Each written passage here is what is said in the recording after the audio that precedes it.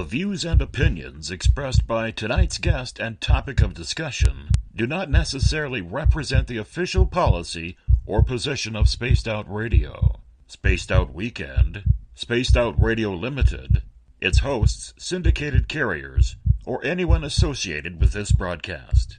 Any rebroadcast, reproduction, or other use of this broadcast or podcast without the express written consent of Spaced Out Radio or Spaced Out Radio Limited is strictly prohibited. Listener discretion is advised.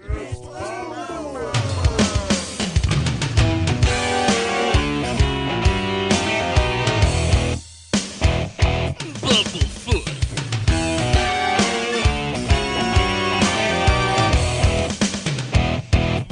Bumblefoot.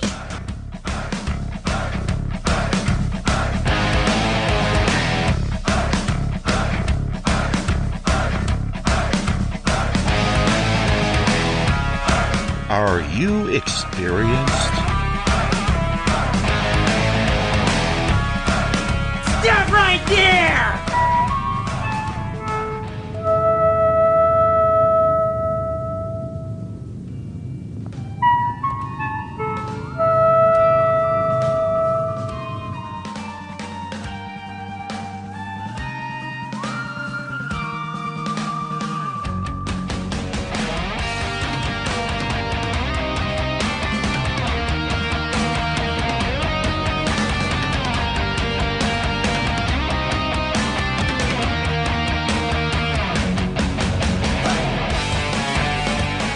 From high atop the mountains of British Columbia to you listening around the world, this is Spaced Out Radio with host Dave Scott.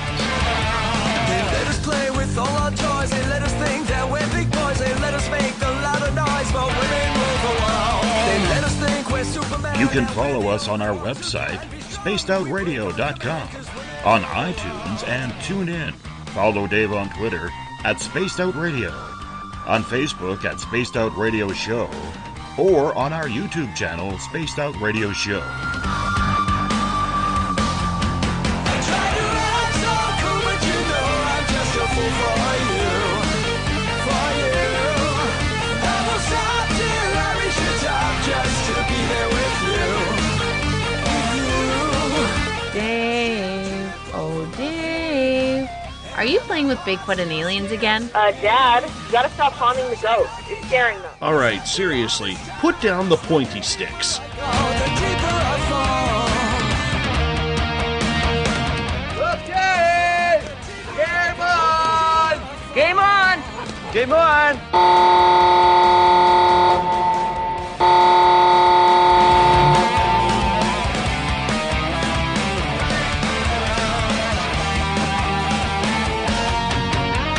The password is... All right. Buckle up, space travelers. It's time to go for a ride on Spaced Out Radio.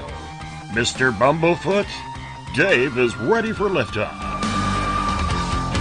I try to act so cool, but you know I'm just a fool for you. Seriously, Dave? Really? Aren't you a little old for a tinfoil hat? Hello, Toby. Bye-bye. Nephew. Bye-bye. Yeah, just please take your seat about it. We're with you. It's time for pickup.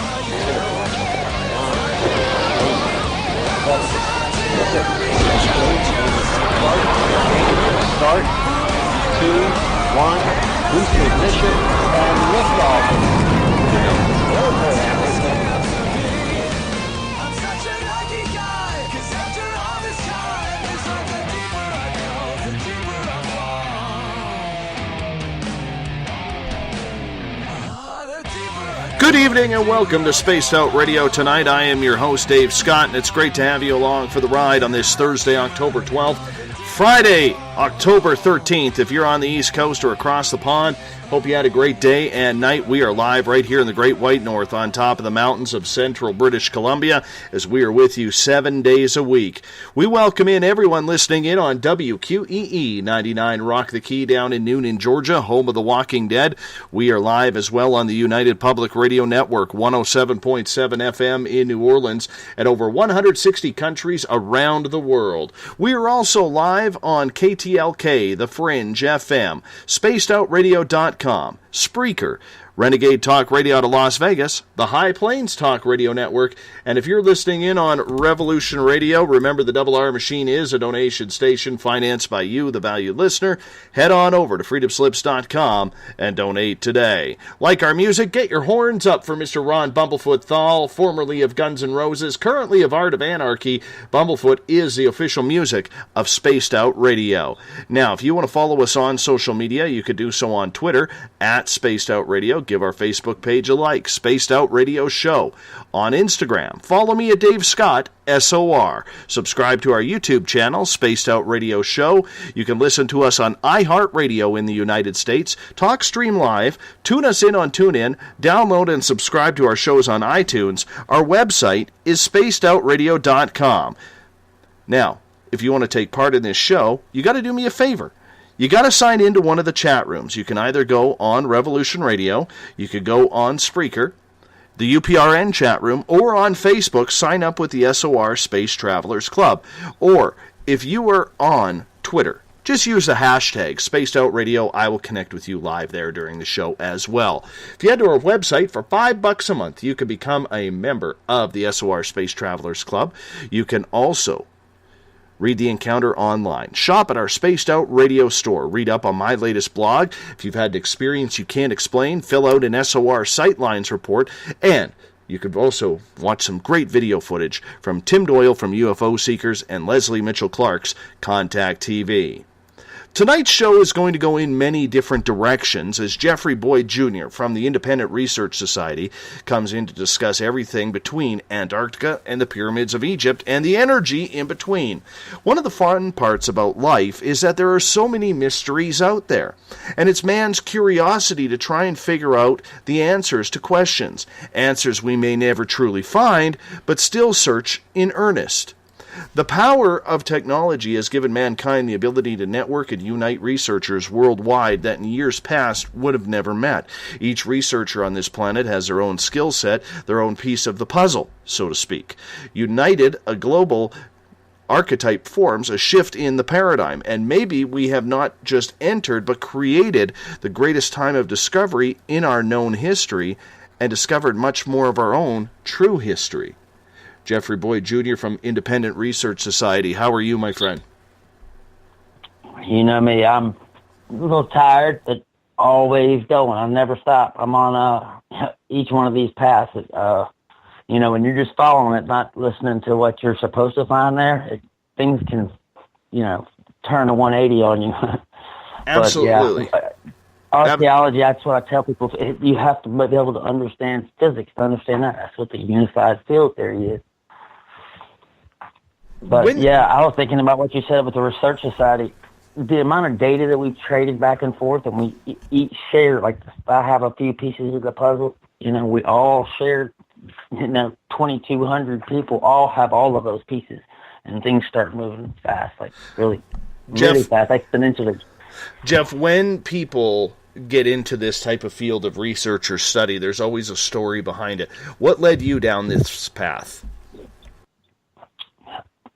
I started listening to Art Bell, Texas Rangers AM baseball radio, and I would tune in to Coast AM every night, and then go look up the person the next day. There was no internet then, us old folks. But I was listening to that, and I thought about it even at a young age. Like over the last year, I've heard like 270 of like the top or close to the top in their field, and I never really looked at it the way you said a second ago. Us all meeting each other even and interacting like in a day, is what researchers, that would have taken 50, 100 years, for that many people to exchange that much information. It's just completely changed. If you want to become a researcher, all the tools, all the telescopes and all that, they usually don't even have a password to get in. And might as well use it if it's there. So what made you decide that this was a path you needed to follow, though? I mean, you listened to the shows. It got you very interested. It piqued your curiosity. Yeah, I mean, it got, and then listening to so many different kinds of people, too. I used to go my dad took us to do things all the time. There wasn't no, playing Candy Crush all day. We went like rock climbing, scuba diving, all that stuff. So from a young age, we were, from Louisiana, but snow skiing, climbing mountains. But going to places like Mesa Verde when I was young in Colorado, at the Cliff Palace, it's like, have you ever seen it before? It's like built in the side of the mountain. And even back then, I remember I was like maybe like 14 or something. But I remember thinking even then that the story doesn't match like what you're looking at, And I just always was doing that on the side. And, never really showed anybody about it. But, I was just always studying something. And when I got into metallurgy, that like completely changed the way I saw a lot of things. And like, we may be able to do things now, like date stone, or at least the last date that it was formed or changed somehow. But it's a totally new field because they didn't consider metallurgy before. But the proof of that's everywhere now. Michael Tellinger and Klaus Stone, they've got stuff, 50,000-year-old chrome that doesn't make any sense, not with our history books. And so I always kind of knew that was wrong, You hear in two different stories at school, too. We've only been around a few hundred years, but we've been around 6 million years, but as something else. But, yeah, it just didn't sound right to me. And then when I was like, I guess, 19, 20, something there, like Aaron Swartz had a quote, and he said, I can't remember how it exactly goes, but basically our school system is to create new consumers. That's all it is. It doesn't teach people thinking skills or any of that. I mean, you watch it on like Jay Leno or one of those things, and they go asking people at like Stanford on campus, and who was the first president, and they're like, no answer. There's like this duality, and when you're on this side, the more active you are, the more you see the other side, how programmed they are. It's called programming for a reason. It says in. But we're changing some things. You're right. When at the beginning of the show, things are changing so fast. There's no way to even estimate what that will be in 2018. That's how it's been this last few months. As you have delved into this type of research, what is probably the biggest piece of information you have learned regarding Mother Earth, life in general? What do you think? What is the most important message you have learned? Find out. Don't listen to other people. People have been passing down information, and they even teach us that in history class. They say history was written by the victors of wars. Every time they teach you about each different civilization, they say that again. Obviously that person was the winner. They're still there, and there's a lot of them missing. But over time, there were pharaohs and people that would go destroy things like the Library of Alexandria, any knowledge of going on, But when I figured out this pyramid thing, and started looking at LiDAR, it was like every site that I looked at, I'm looking underground from the satellite. It's called light detection and ranging, like deep penetrating radar and you can detect metals, woods, different, bone, whatever from space.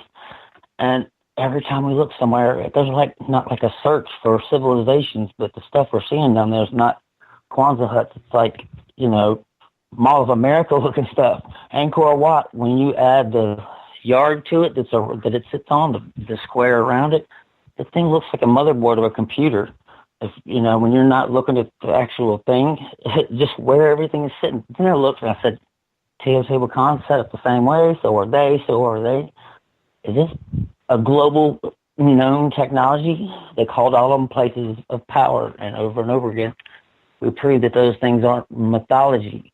Over and over, every single day, we find out that another one. Oh, wait a minute! This guy might have actually been doing this back then, you know. But one thing I always tell people when they think they know it or they're repeating some old stuff, everything is changing. And if you're repeating something someone else said, you're like choosing to either just not even care about what the answer is. But the stuff we're finding below us, about, you know, in the 1 mile area, there's so many levels and so many things down there that there could have been civilizations here billions of years ago, you know, going through different cycles, you know. And but it was just, I start looking at the technology. I majored first in computer information systems, and so I started looking at satellites and doing that stuff, you know, at a young age. And what I was seeing right there, even when I'm looking at the sun, at helioviewer.org, you can look at the sun all day long and back the time up to watch events, but you're seeing life around the sun and things that aren't supposed to be there. And it's the same way with the NASA GOES, CONUS satellites, and the telecast, every single one of them. And, you know, you watch the news, and now I couldn't take it. We just disconnected the cable because I just can't hear it. It's like totally like the worst, like Joseph Goebbels, like turn your brain off totally, you know. And it definitely is programming, and it sticks in deep. I can guarantee you that. People are happy, like Olaf said. I love that. Joe's six-pack, you know, if you have a six-pack of beer, you don't care. And, you know, in the San Francisco 49ers, you don't care if anything's happening, you know. You're good with whatever, as long as you can be a consumer. And the more worthless of an object is, and the more you spend, you're more of a success. Lifestyles of the rich and famous. So we can go in a lot of different directions with you tonight, and we're going to focus on the topic of Antarctica right now because there has been a lot of issues with Antarctica. People are wondering whether or not there are secret bases there. You know, the flat earthers believe that, you know, Antarctica is, you know, part of the polar ice ring. You know, there is so much going on with the mystery because there is a no-fly zone over there. Yeah, so what have you looked into at Antarctica? Well, and it was weird. It was like when I did Ground Zero, I think it was April 18th, I think. Creature 46B is an isopod. It's 14 legs, like an octopus. But Antarctica is a complete, and even on light, I mean, when I'm looking at the LiDAR, you know, it looks different than other, you know, the rest of the world. Like, you know, it looks like a different civilization. And I'm thinking maybe that's where, you know, the nation of giants, the people that we haven't found that are in mythology, all happened there, you know, because when the Earth was tilted different, I forgot how many thousands of years, but that would have put Antarctica about where Australia is, 19 degrees. And so you have a much different thing, but you know, in your email, you see those pictures. It looks like stone, it cut, you know, squares out of it and all that. Those are pyramids under the ice, or structures that are shaped exactly like them, you know, squared out, and they're, you know, a couple next to each other. But some of the buildings have even found are connecting. And I'm like, okay, maybe I'm looking at a base right here. But yeah, they've got people full. That freaking Antarctic Treaty, you know, at first they're like, you know, you cannot bring any military down there. It's gonna, that's a big no-no. From the campaign, it was like Bohemian Grove down there. It was like everyone. Obama ups and leaves. John Kerry, you know, all the bonesmen go down to Bariloche, Chile, and you know, that's when Buzz Aldrin got pulled out of there, saying like it's pure evil. But and what's strange is those pyramids down there, except for one, are like tetrahedron pyramids, three-sided, equal, and that's the shape of our subspace field. But it looks a lot sharper, and I've noticed that the older the pyramid is, the better it looks. The newer ones look like mud piles, but I think the Egyptians did just like the Inca, the Maya, the Aztec. They will tell you. I've been down there. They said when we came here, it was here. We started using it, built a city around it. But I've just found that the truth is different in just about every case. It's like ridiculous. Well, but our history we know so far off. we know there is a lot of differing opinions of what's happening down in Antarctica. There's a plethora of stories out there. I think more than one of them are true. Some people, and I'm sure you know exactly what I'm talking about, but I don't blast anybody. I don't trust him. But you know what? Just looking through the thing, that's how I do with all the sciences. Never try to test for a result, because you will get it. Label everything else out of place. And we've got a ton of that. We have a real short history. We had Columbus Day the other day. That is one of the few things in the world that actually makes me angry all day. I used to love Michio Kaku and listen to him on physics stuff. But he was on, once he was on CBS or whatever, maybe 3 years ago. I never heard one sentence from him after. He said, it was talking about Tabby Star, because it dimmed 15%. And they said, hey, even a planet like Jupiter going in front of the sun, it'd be like a 1% dip, maybe. This thing dips 15%. Then it goes down another 22%. And that's, crazy. But the first thing he says, that was the thing he wrapped it up with. He said, this will be the biggest discovery since Columbus. They got people so confused. He was wasn't he Italian, and he had to go to Spain to get away from them, and then came over here and actually hit Haiti and didn't discover anything but continents and islands full of people. I don't know how you discover something that people have been living at millions of years. And Point Doom, that has been the real breaker this year that it definitely kicked a lot of the belief I didn't have in the Anunnaki stuff. I try not to let anything influence me until I can, most of the time you'll study the mythology or something, and then there'll be a discovery on it somewhere because you're paying attention to that subject. But our world is so different than what's in the history books.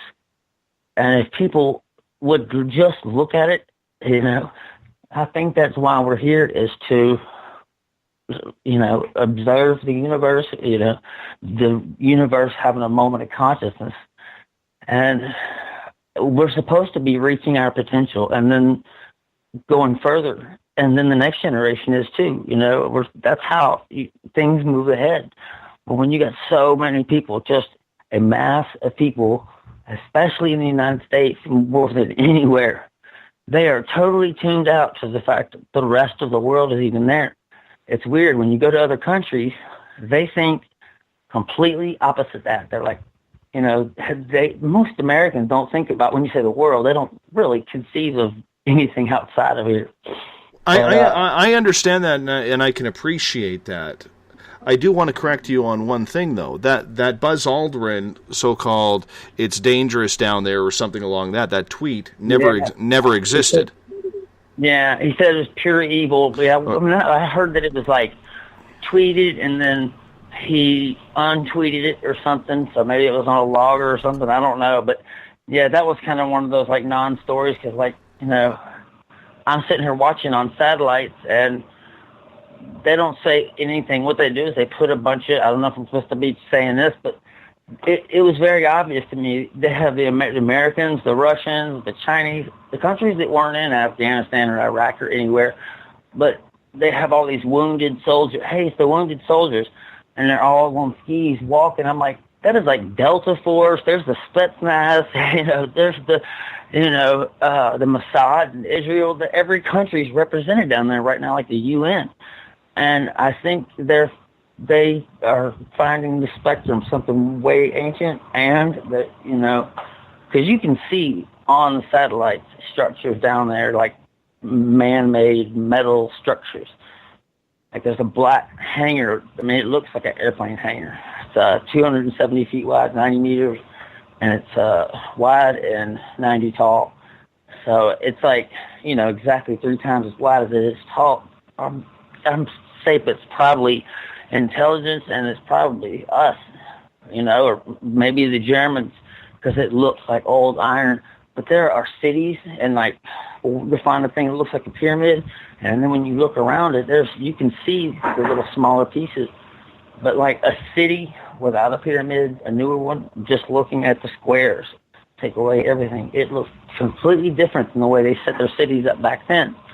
Back then, they all built around the spot that had all of these common traits: quartz deposit, a cenote, or running groundwater, or the Nile nearby. We can blast it through here. It's the same thing. It's piezoelectric technology. You know, weight on top of quartz causes a charge, and when you run water across it, that also causes a piezo effect with crystal. But they're doing both of them. The pyramid in Bosnia. That's both man-made and a mountain. They laid artificial, you know, man-made, and they were crushing quartz and putting it in there. And that's what I said. Just the information, I don't ever come up with any theory that I'm trying to get to.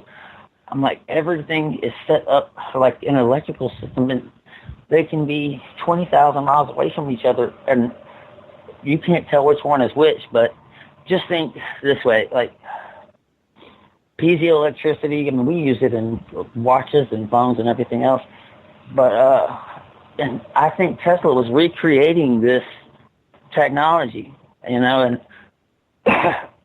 I think that's just the things that lasted. Think of all the material.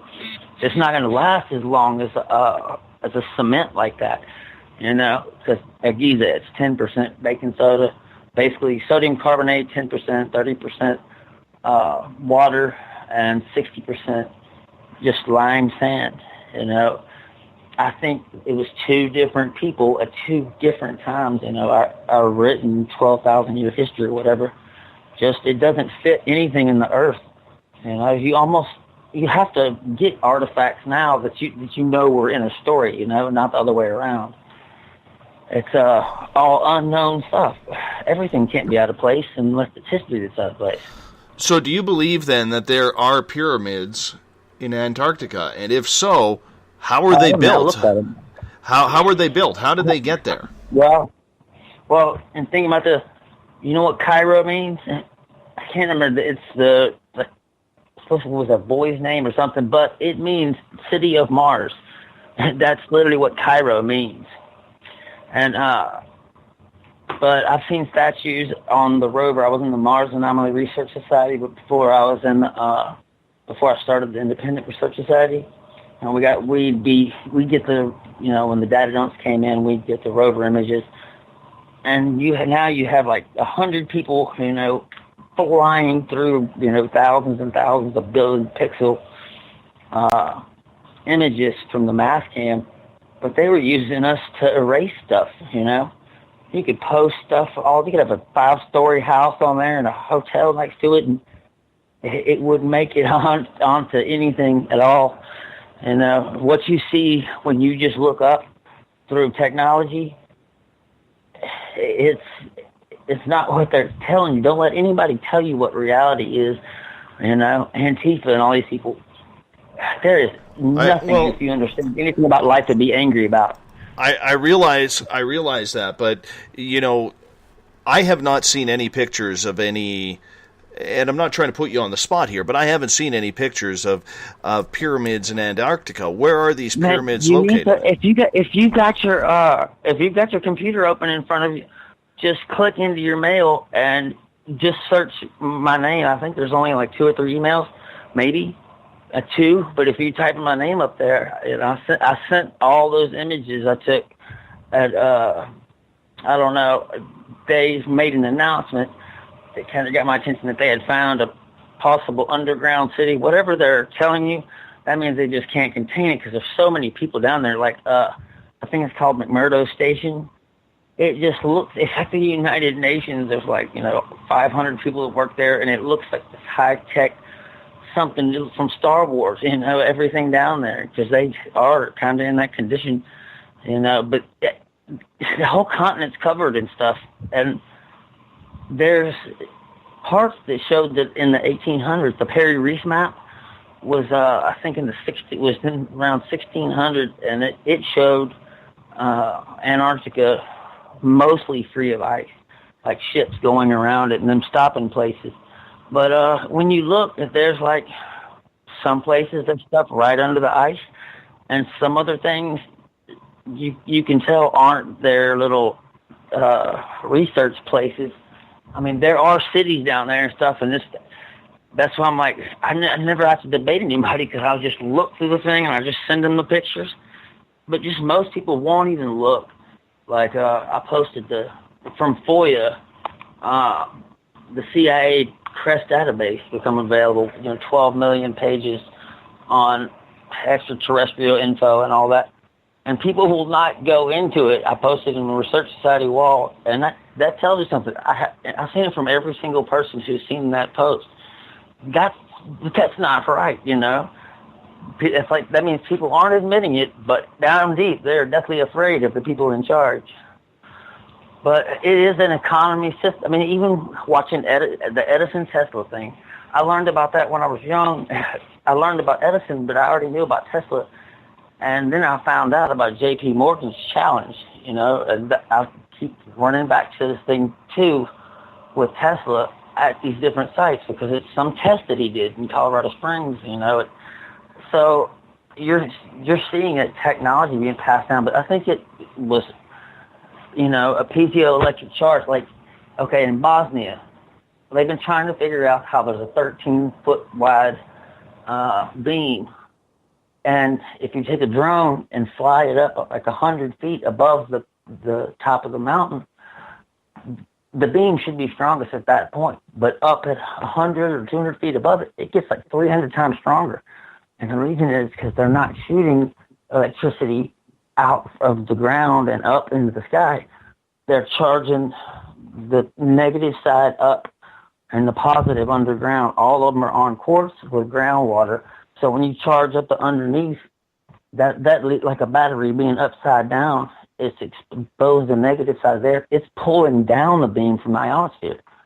So if you were to go clear out, the more you clear out those waterways that go through it, the closer the beam would get, the faster and more water that you run through there. Because the foundation's like completely made of quartz. But yeah, you need to check out that email. I think I only like 10 or 12 pictures, but they're like definite. I get that. Not to sound rude, I can't show pictures on the radio. So, oh no, I know, but we're trying to paint a picture here. We got to paint a picture for our audience. Well, so if there are, go ahead. Go ahead. You first. Yeah, I mean, just imagine like flat clay, on the ground, and now take something like a square and smash it into the clay, like a stamp. That's kind of what LiDAR looks at, depending on what depth you're looking at, a slice of the land and for whatever the material is. And but what's on the earth is just unbelievable, and it's so much that we haven't even begun to start finding things. Now I understand why a long time ago they said these are holy places. You can't come, around here. Our history is so far back. It seems like every week I have to push my little timeline back like 50,000 more years. But we keep finding technology that's 300,000 years old. Michael Tellinger's setting off the PSA alarms with some rock he was carrying. But, it's silica. People are listening right now on FM waves because they have an FM oscillator. It sends it on FM wave, but they had all this knowledge, and the answers are usually like simple stuff. Like if they were to make something, how would they make it? Archaeology always assumes they did everything in the most impossible way they could. Let's get it out of the quarry 40 miles away, and 1,000 of them drag it for 25 miles and then across the Nile. That doesn't make any sense, And I always wondered, who was here before the Native Americans?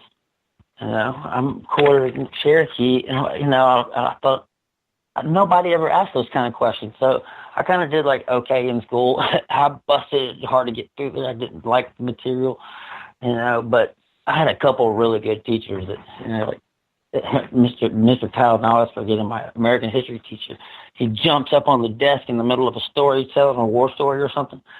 But I loved it, I'm just about remember every day, but that turned on to so many different subjects because he was bringing those rifles and machine guns up in the room, because he was in the military, but he also collects all of them.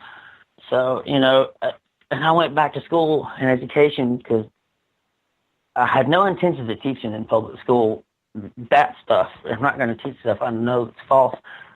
But, but I went back anyway. And now it seems like I'm using it all the time. That's all we're doing. And so many people now are coming looking for an answer. And when they go looking for an answer, well, sometimes they find the disinformation agent who thinks he's somebody reincarnated, or you find somebody like Olaf or Bill Burns or, if you're in that field, or Klaus Donna.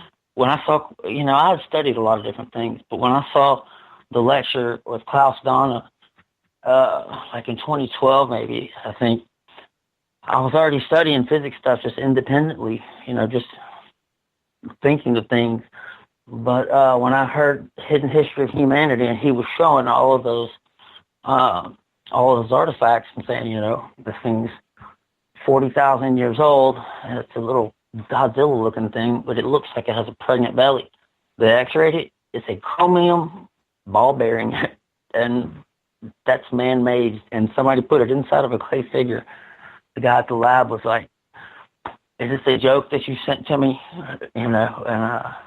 But yeah, Klaus Donna's Hidden History of Humanity, that, like, if you like Ancient Aliens, that's what you need to go look at right there. It doesn't have all of like nonsense and like conjecture stuff. It's like, that's all it is, the fact stuff, If something is, like if there's stuff down in, you ask if there's stuff down in Antarctica, it's a freaking circus down there right now. But we have so much technology above the Earth and looking out into space, and people just generally don't even use it. And that's where all our money, that's where all of our money is going and things, It's just amazing the things you can see out there. Now you can, as a human being, see to the edges of the universe. But now he knows not infinite, and actually the shape of it too, now that we have a new cosmic microwave background radiation. But the fields are all advancing fast, it's communication in general. But it does so many things. It's, that's like my family, like they really are. I mean, Ildi Budai and just Mimo Tours, if you want to go to Egypt, you talk to Ildi Budai, she's in the Research Society, or just look up MIMO Tours. But she just shot me a message and said, hey, do you have anybody in Brazil? And I'm like, oh, yeah, let me get my friend. He's like, this lady got left down there by her guide, It felt good to be able to help that lady, freaking out in the middle of Brazil.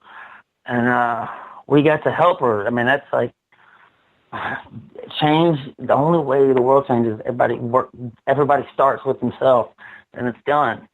But yeah, I've just gone to where I don't have any opinion before I go in. I just totally made myself blank on everything and just started writing down what things are. Because like I said earlier, they tell us in class it was written by the victors of wars. That means to press an agenda. It's agenda lensing history. And it's gotten shorter and shorter and changed. And, it's just, I don't know. It's just, you have this huge thing and it just feels like we've barely gotten anywhere. We barely have a book report on things. That's how much stuff we're discovering now. Because just being able to look under the soil, like, 100 feet, 300 feet, you start getting like layers. You'll see cities over here.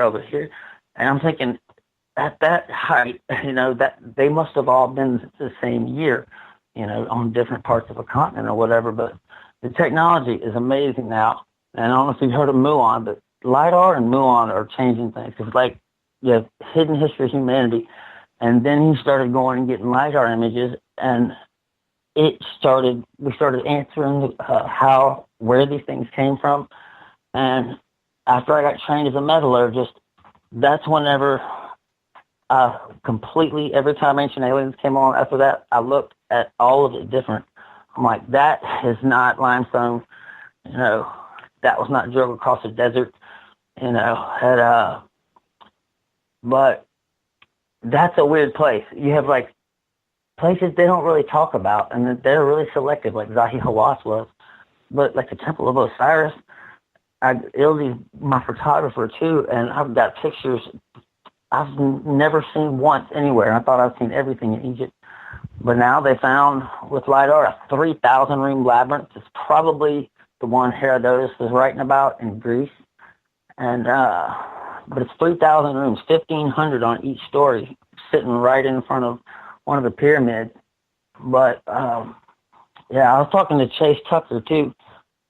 You just, whatever you're studying, I mean, without any opinion, you're like, okay, now I've run into this state of this type of thing that looks just like this on 3 different continents, so that's how you've got to start putting things together. But I'm serious. I just totally, some people want to understand ghosts and all that stuff. Look it up, the alien stuff. If you just watch reality, you will know the answer. We do not need confirmation from people that we know have lied to us every chance they got. What good is their word? What do they matter? Every president's talked about it. It's like everybody wants it to be spoon-fed that. But, maybe people would freak out, but I don't think so anymore. The church has kind of gotten weak. Well, we're gonna bring this back to the pyramids here for a second, okay? Because if there are pyramids on Antarctica, as you say, that pretty much puts pyramids on almost every continent. They believe there's pyramids under the massive snow walls in northern Canada. They believe, we know there is in Mexico. We know that there are pyramids elsewhere in the world. What signifies trying to put pyramids on every continent? I think I was talking to Chase Tucker. I'm trying to remember who, but we've, and literally I'm standing in Crystal Design, so Deanna, I'm right here. We got a metallurgist and all this mineralist stuff. Can't already talk. I'm so tired. But, it just seems like everything keeps being there when I'm looking for an answer to something. And they just seem so obvious sometimes. Like, if it's impossible to move 2.78 million stones that are 50 tons apiece, you like this. I can't remember who said it. If there was a 1 pound chisel for every 50-ton block, which is massive, you'd need a bunch of them.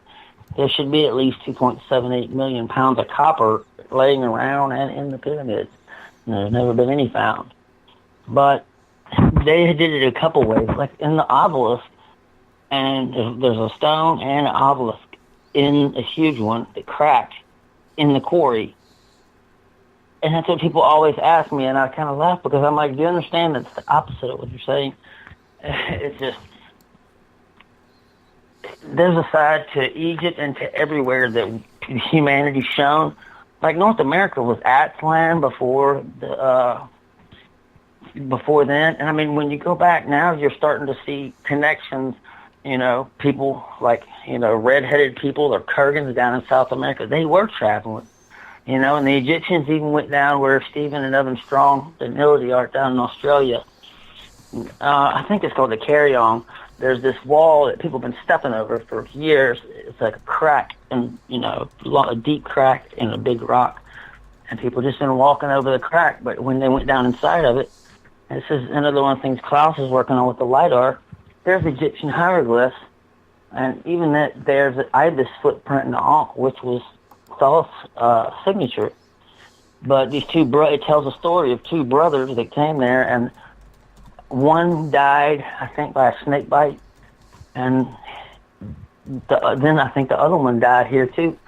And instantly you have the people. It's great. I love the technology because now the experts go up and go, no. That's somebody wrote that last year because the things are written back. Some of the hieroglyphs are written backwards. drawn backward. And but now that you're down in this track, if you look think you're in a hallway, and at the end of the hallway, a stone door, and the Egyptian is buried right there. And we're talking about like way back. But I see this common thread of 26,000 years. Bosnia, places like that. But there are pyramids everywhere. I mean, I see new ones new styles every single day. Crimea, and we don't even know what's in northeastern Asia, in Russia. There's just nothing land, and but our world is like so much stranger than what's in the books. And they don't want you to think about that. They want you to care about other things. Other things are important, and it's just not that way. I feel so much better now that I haven't watched TV or heard it for a year. You can get a lot done. But, I just got, I guess you'd call it, like protest weariness. I'm like, stop protesting, petition, that's all right. But walking around screaming stuff, you get other people screaming stuff, and that's still all the people who are doing nothing, and it's just understanding yourself and understanding others, and what your potential is. But I've always just felt like I was supposed to just keep figuring these things out. When I get a question in my mind, I might not tell anybody about it, like when I was younger. And then years later, I'd know the answer, and I've always just studied so many things and watched history channels and stuff like that nonstop. But getting out and doing stuff, and even going to Mexico when I was like 16, and we started going like every year, and down to Belize. Well, right there, when you cross that border, most Americans, I'd say 90% of them that haven't been out of the country would be, they wouldn't know what the heck was going on.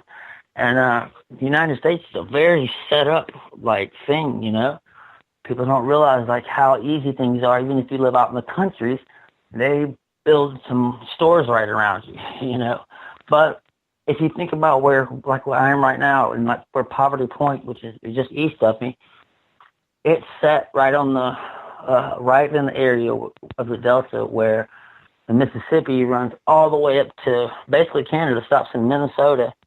Hey, Matt Jane, he's our society brother up there. It goes all the way to Minnesota, and if you take the Red River over, which is the northern border of Louisiana and Texas, all the way to the top of Texas, that means that civilization probably wasn't just mounds. It was someone who controlled the waterway all the way to Canada and to Colorado. And that's what I've been kind of researching too on my own. Go out and walk the river in places that there isn't anything. And you'd be surprised. Louisiana, things get swallowed up here. If it hits the ground, pick it up. It might be gone in a second. So what is the purpose of the pyramids being spread around? Were they just temples to the gods? Yeah, no, that's what I was saying, like cities. Like, we're all, ancient man till now. You build yourself around the things you need.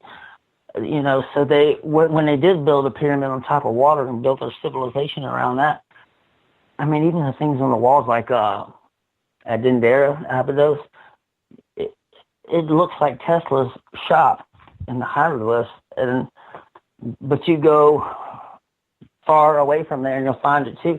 And there's civilizations that I've studied a ton, and it's called the Prehistoric Dossier.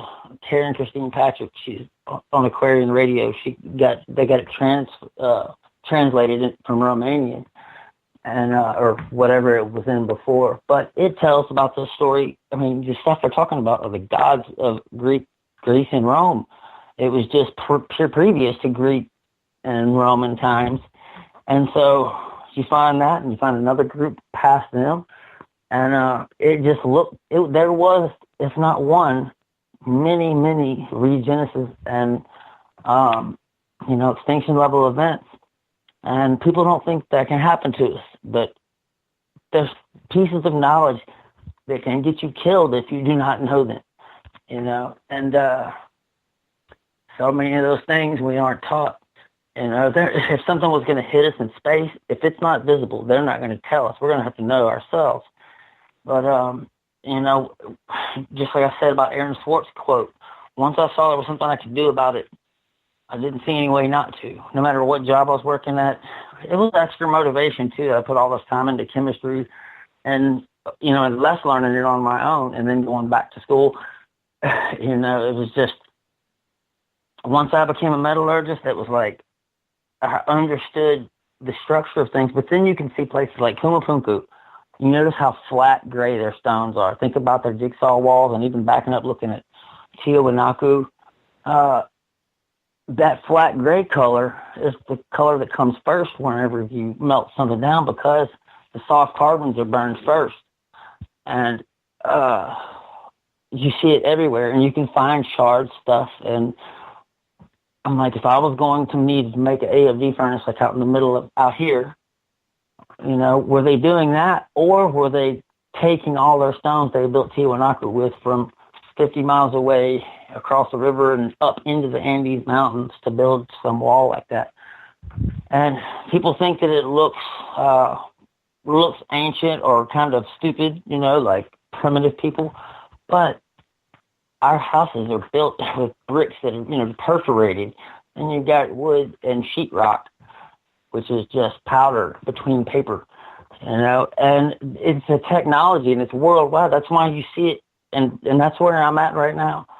I'm at that point where, you know, Bruce Cunningham helped me and Klaus Donald. They've been like awesome. And I'll come up with an answer to something. They're like, hey, well, check this out. So they kind of like, I even told them, tell me which way to go. I'm going there full steam, you know. So I've learned so much this year. I can't even believe it, you know, because, I mean, I've always studied this stuff. But, yeah, lots of epiphanies and understanding. But when all of them went down to Antarctica, you can apply that to the rest of the world. You know, they do have secret meetings, and they do move massive amounts of troops, even if there's a treaty. But there are pyramids of different types and ages. Like I was saying, you find pyramids around the earth at 12,000 BC. That's when they think the flood event is. So you see that date. And then one great year, which is 26,000 years, the time of precession. Before it, you start seeing civilizations on that date. You know, you start seeing things that are similar and at similar places, but you're always going to build cities over cities because you're always using utilities as long as you need the same thing as the people before you. But I think that's where most of our lost history is. I think we're literally standing on top of a bunch of it, and we're finding the stuff that is actually outside of where people live. But there's things underground everywhere. And the more that I learn, just the hard science of it, I mean, I never desire any answer. And that's the thing you got to do. And you have to be able to be wrong. If you search for where you're wrong at, that's when you move ahead very quickly. You know, so many people don't do it, but if you think about it, it makes perfect sense. I'm in school and I was like, this is a racket. This guy is teaching me that this whole world of stuff came just instantly. They started building megaliths like wildfire all over the earth. We went from caveman in the Paleocene to master architects.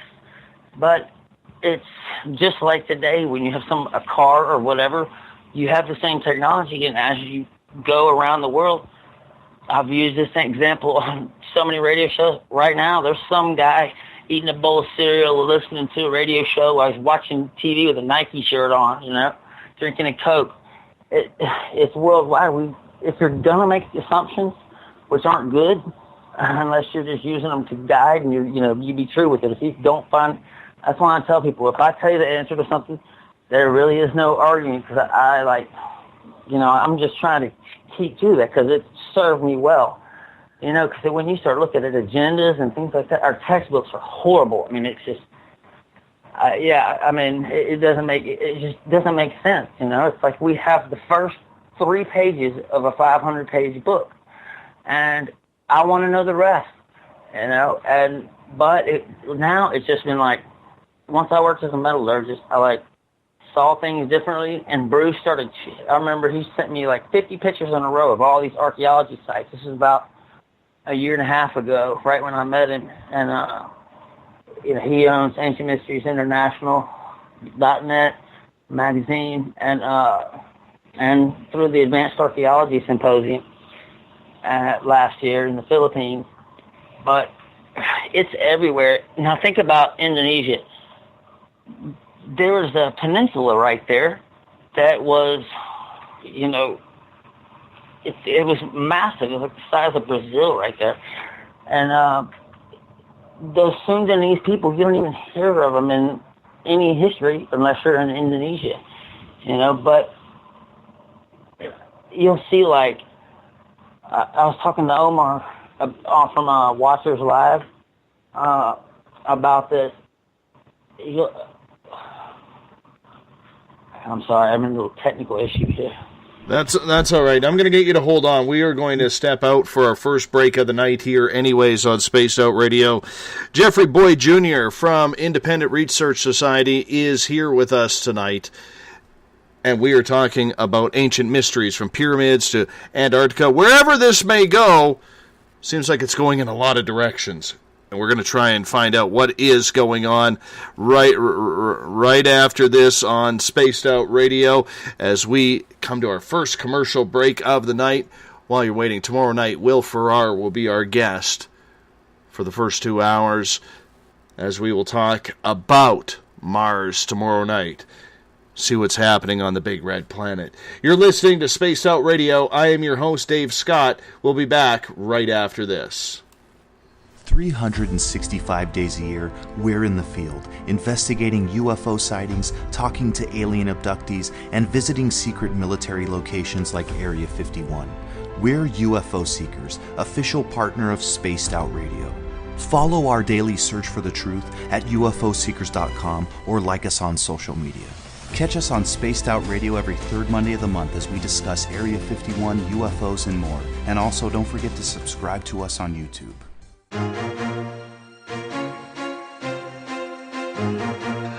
From coast to coast to coast, Blacklight Uncharted is taking on the paranormal across Canada. From ghostly hauntings to the UFOs flying above in conjunction with MUFON Canada, we're closely investigating what's going on in the northern skies and checking out the apparitions that walk among us. Check out our videos right here at spacedoutradio.com. We want to know your thoughts, we want to hear your experiences, and we want you to share your stories. The answers are out there, and we intend to find them. Would you like to become one of our space travelers? All you have to do is click on the Space Travelers icon at spacedoutradio.com. For only $5 a month, you can get access to some great prizes, as well as private monthly shows, newsletters, and a members-only section on our website. Become a space traveler today. It's paranormal news at its finest. Welcome to The Encounter. At spacedoutradio.com, The Encounter online is SOR's trusted news source for everything weird and strange going on around the world. This is news editor Eric Markham. Our team of journalists are scouring the planet for those strange stories that rarely make the mainstream. No fear-mongering or fake news here. Head over to spacedoutradio.com and encounter The Encounter. Want to learn more about aliens, cover-ups, conspiracies, cryptids, and the paranormal? All you have to do is tune in S4 as we take over the Spaced Out Radio night, starting at midnight Pacific, 3 a.m. Eastern, each and every Saturday night, right after Spaced Out Saturdays. Hi there, this is Eric Cooper from Forest Moon Paranormal. Join me, Corey Ruiz, and friends as we discuss the hot topics of the night. It's fun, entertaining, and as dark as the night. Find us at spacedoutradio.com.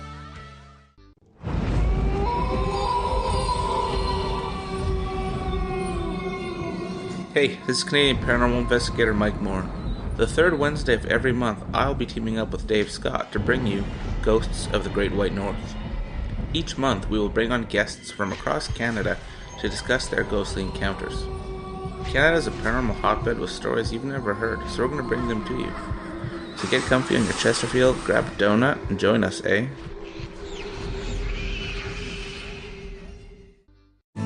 Are you an experiencer? Have you had run-ins with strange creatures you can't explain? ETs, Dogman, Bigfoot, werewolves? They're enough to scare the daylights out of anyone.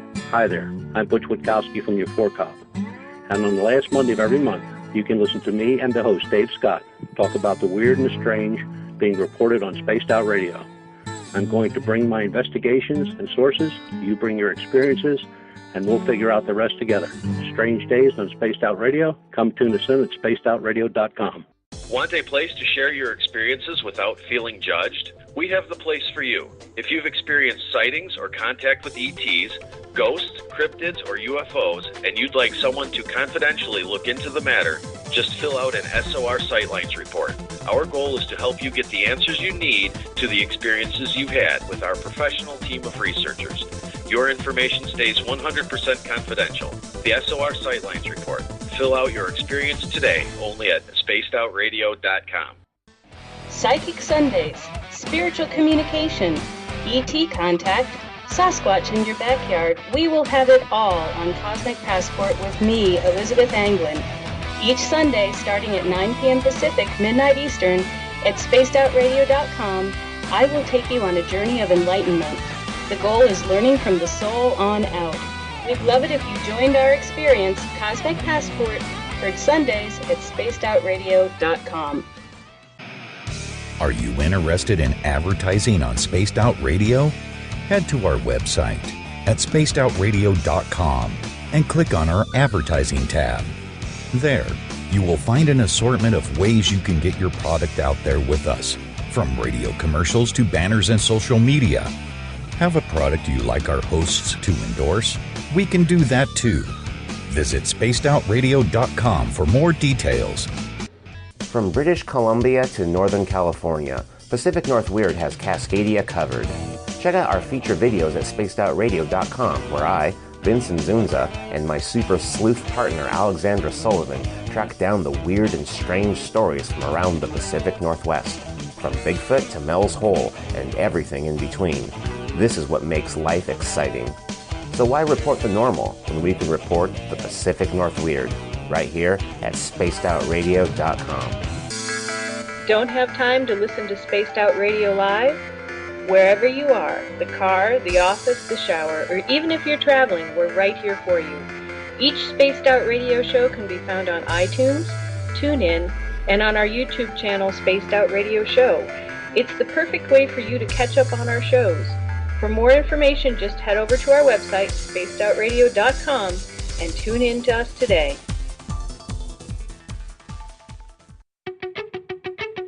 Welcome to Spaced Out Saturdays with me, Dave Cruz from Beyond the Strange. Our weekly feature on spacedoutradio.com will take you around the world discussing everything from the paranormal to the latest conspiracies from the top guests in their fields. We won't leave any story uncovered. Spaced Out Saturdays at spacedoutradio.com starting 9 p.m. Pacific, midnight Eastern. The views and opinions expressed by tonight's guest and topic of discussion do not necessarily represent the official policy or position of Spaced Out Radio, Spaced Out Weekend, Spaced Out Radio Limited, its hosts, syndicated carriers, or anyone associated with this broadcast. Would you like to connect with us? Head to spacedoutradio.com for all your latest show info. And hit us up on Twitter using the hashtag SpacedOutRadio. Now, back to Dave Scott and SOR. Welcome back to Spaced Out Radio. Tonight, I am your host, Dave Scott. Good to have you with us. Tomorrow night on the program, Will Ferrar will join us. We're going to talk about anomalies on Mars starting at 9 p.m. Pacific, midnight Eastern Time at spacedoutradio.com. We want to welcome in everyone listening in on WQEE 99 Rock the Key down in Noonan, Georgia, home of The Walking Dead. We are live as well on the United Public Radio Network, 107.7 FM in New Orleans and over 160 countries around the world. We are also live on KTLK, The Fringe FM, Renegade Talk Radio out of Las Vegas, and if you're listening in on Revolution Radio, remember the Double R Machine is a donation station financed by you, the valued listeners. Head on over to freedomslips.com and donate today. Bill Cardwell has set the password for tonight in the SOR Space Travelers Club. Let me get this right. This is a hard one. Myelo meningo seal, Myelo meningocele is your password. Make sure you use it wisely, space travelers, as Bill sets a password each and every night, right here on the mighty SOR. Now, if you want to follow us on social media, you can do so on Twitter, at Spaced Out Radio. Use the hashtag like Canadian Joe right now if you want to connect live with me during the show. Thanks for making me laugh, Joe. I appreciate that. You can also find us on Facebook, Spaced Out Radio Show, and you can join our live chat in the SOR Space Travelers group on Facebook. We're on Instagram as well. Dave Scott, SOR. You can listen to us on iHeartRadio in the United States, TalkStream Live, tune us in on TuneIn, download this show, and subscribe to our shows on iTunes. Our website is spacedoutradio.com, where we have a plethora of features for you, including joining the SOR Space Travelers Club for $5 a month. Shop at our Spaced Out Radio store. Rock out to some Bumblefoot. Watch UFO Seekers or Contact TV videos. Read The Encounter online, or so much more. Everything at spacedoutradio.com. Tonight we are talking world mysteries with Jeffrey Boyd Jr. from the Independent Research Society, and we've been getting into pyramids as we were in hour number 1. Jeffrey, welcome back. All right, thank you, man. Not a problem. Not a problem. When it Glad comes to be here, I've been. You've seen me all week while I've been researching. I just, even if I can't listen because I'm listening to something else, I'll be in the Spaced Out Radio Spreaker chat. So yeah, like Paris, everybody, Craig, Tripping Fool. That's all I've done all week. But yeah, I had me a little Spaced Out Radio. Well, we appreciate marathon that. The other day. We appreciate that, and you got to keep that up. That's good for your health. Good for your health. Oh yeah. You know, right before the break, we were talking about the pyramids and them being on every continent. Do you believe there is some sort of pattern that you've been able to find in regards to why there are pyramids on each planet? Or on each continent, pardon me? They're on each planet, too. Well, there's 2 different rows, and this right here is, you know, I guess that was like the best segue to help me get you there. I was studying physics before and just wasn't telling people, because you're telling me you're working on the United Field theory, the theory of everything, Einstein's thing he didn't finish, but they won't believe you. But studying archaeology, studying physics led me, I was doing resonance testing. I was taking like alpha waves, beta, gamma, delta, you know, and then I'd play like a 432 hertz tone, isochronic tones, and binaural beats. And then I look, and I just, without, like I said about metallurgy, you start seeing the world without those lenses over it, those filters of BS, you know. And it's so many. It's simple, but it's these great stories that make history look like nothing. You know, they really tell with the history of I always say history was written by the victors of wars, but it will be rewritten by us, the insurgents. We're not like getting burned at the post for saying the earth's not flat. And, but it's been crazy. And having everybody in the different countries, like one of the pictures I sent you, just look, when you get to look in your email, you'll see a guy in an orange shirt, and he's standing up next to the stone to show me how big it is. She got her dad to go stand up there, and it's a storm had just blown through, and this is the one in Europe. You know, you have an ad, and I know where it is, but people, it's like you have this frame, this lens of how you're supposed to see things, and it changes you, you know. But when you can see past that, it's very easy to see the deception of, like, you know, the government and all that stuff. But if you just look, the answers are simple but strange. It's just this we're the pinnacle of intelligence ever in the universe. And our elite Vatican educational system, the banking system, it's a system of control. But all you have to do is look at any story, just pick a random fact, even if it's small, and try to find that answer somewhere else. You'll find most of the stuff on TV is just so wrong.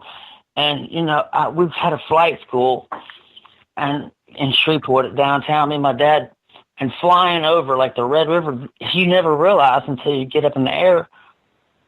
It looks like little cities here and there, you know, but they think that they act like nobody was here, but we know the Incas, the Mayans, everybody lived in North America from Oregon all the way down to Florida. But the textbooks have, the ones that even talk about it, have them stopping at Texas, but they would never stop, 250 miles short of the Mississippi River, which would be owning the whole continent.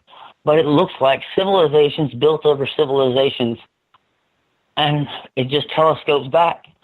And that's in, just name a place, Teotihuacan, Chichen Itza, all of them.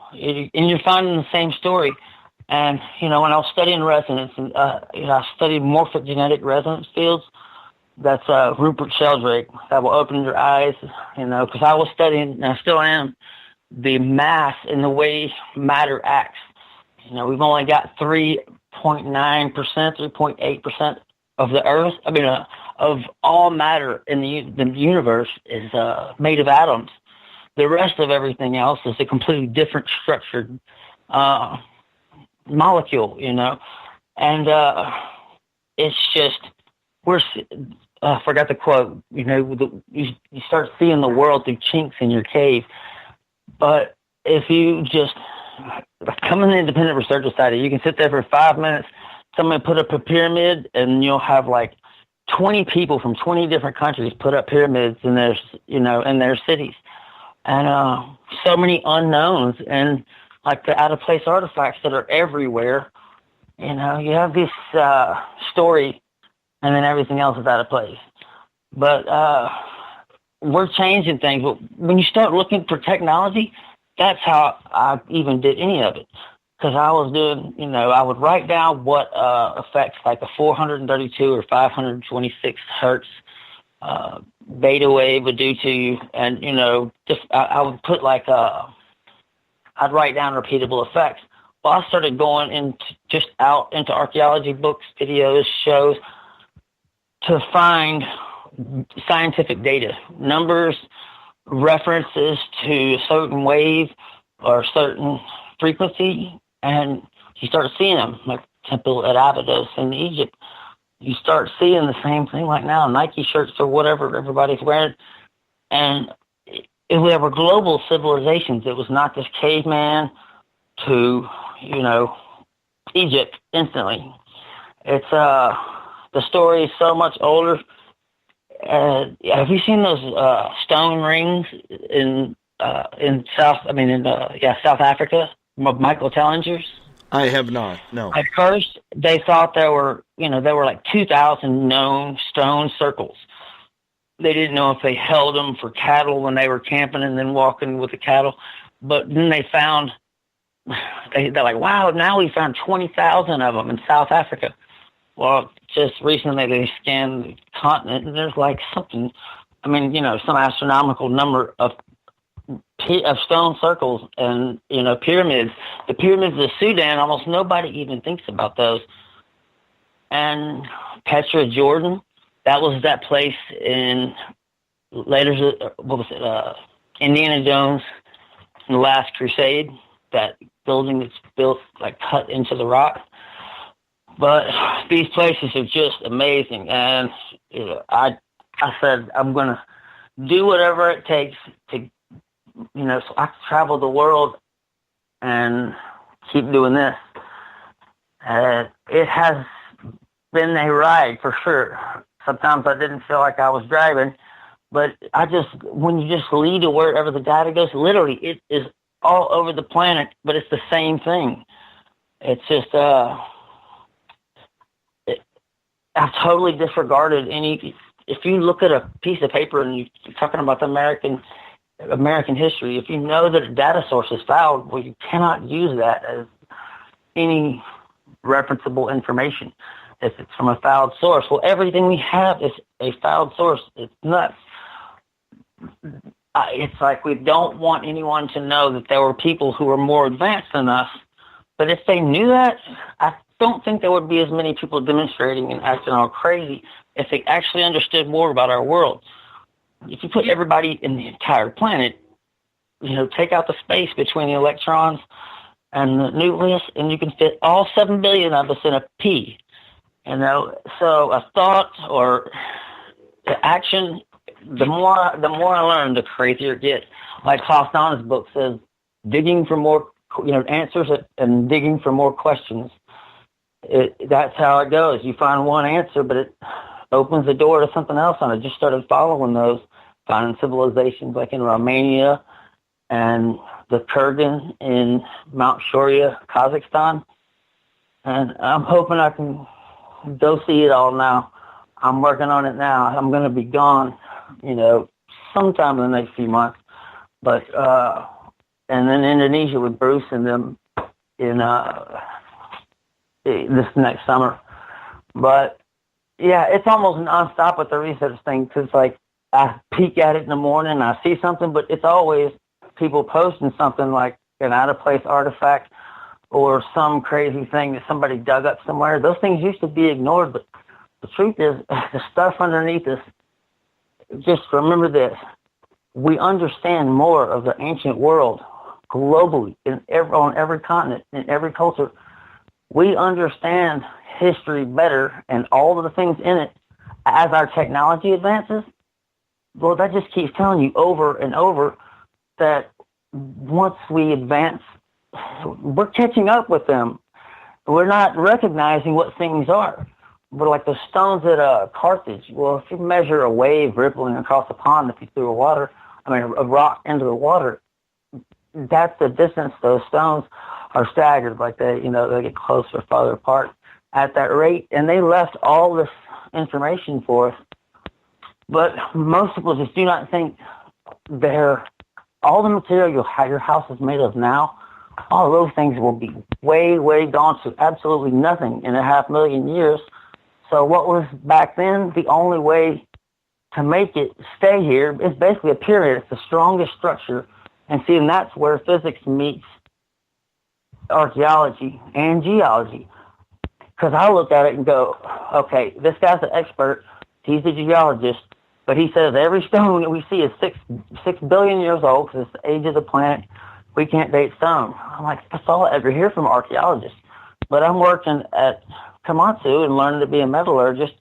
And then I'm like, wait a minute, I can do that. How do we make this stone with the inset tees at Pumapunku? Oh, I did that. I just pressed the shape into it as the stone was cooling. And that really, now that's why our creed is Scientia Sit Potentia. Means knowledge is power. You change your entire world as you gain knowledge. I guess that's what's so addictive about it. But also people counting on me, and I'm always there. They're like messaging me 3 a.m. to ask some off-the-wall question they're stuck on. But I get up and do it. And, it's a blessing that I think I'm about to be able to start doing it full time. And that would be awesome because I'm completely beat down right now.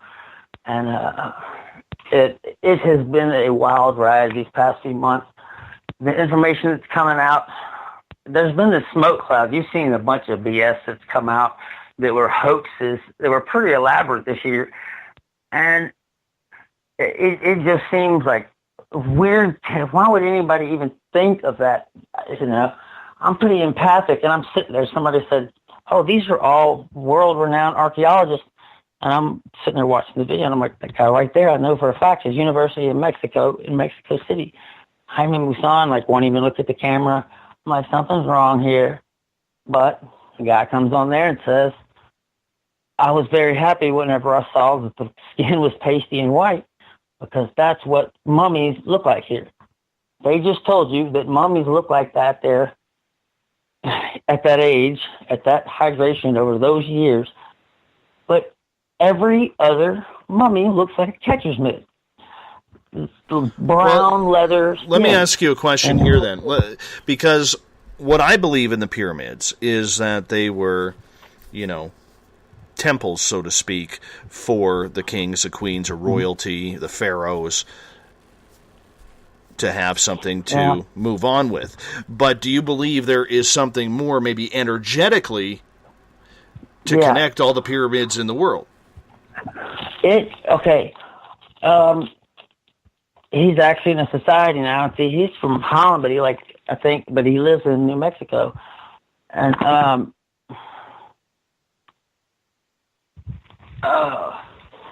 what did you ask me? Something just totally distracted me. All right. I used to think that the pyramids were just for, prepping the dead bodies of pharaohs, kings, queens, etc., leaders of the society. I'm wondering, though, because there are pyramids on every continent here, you okay over there? You seem to be rustling around. No, I was opening this. I have in my notebook. It was the book I was writing, but then it turned into also my notes pad because it was there.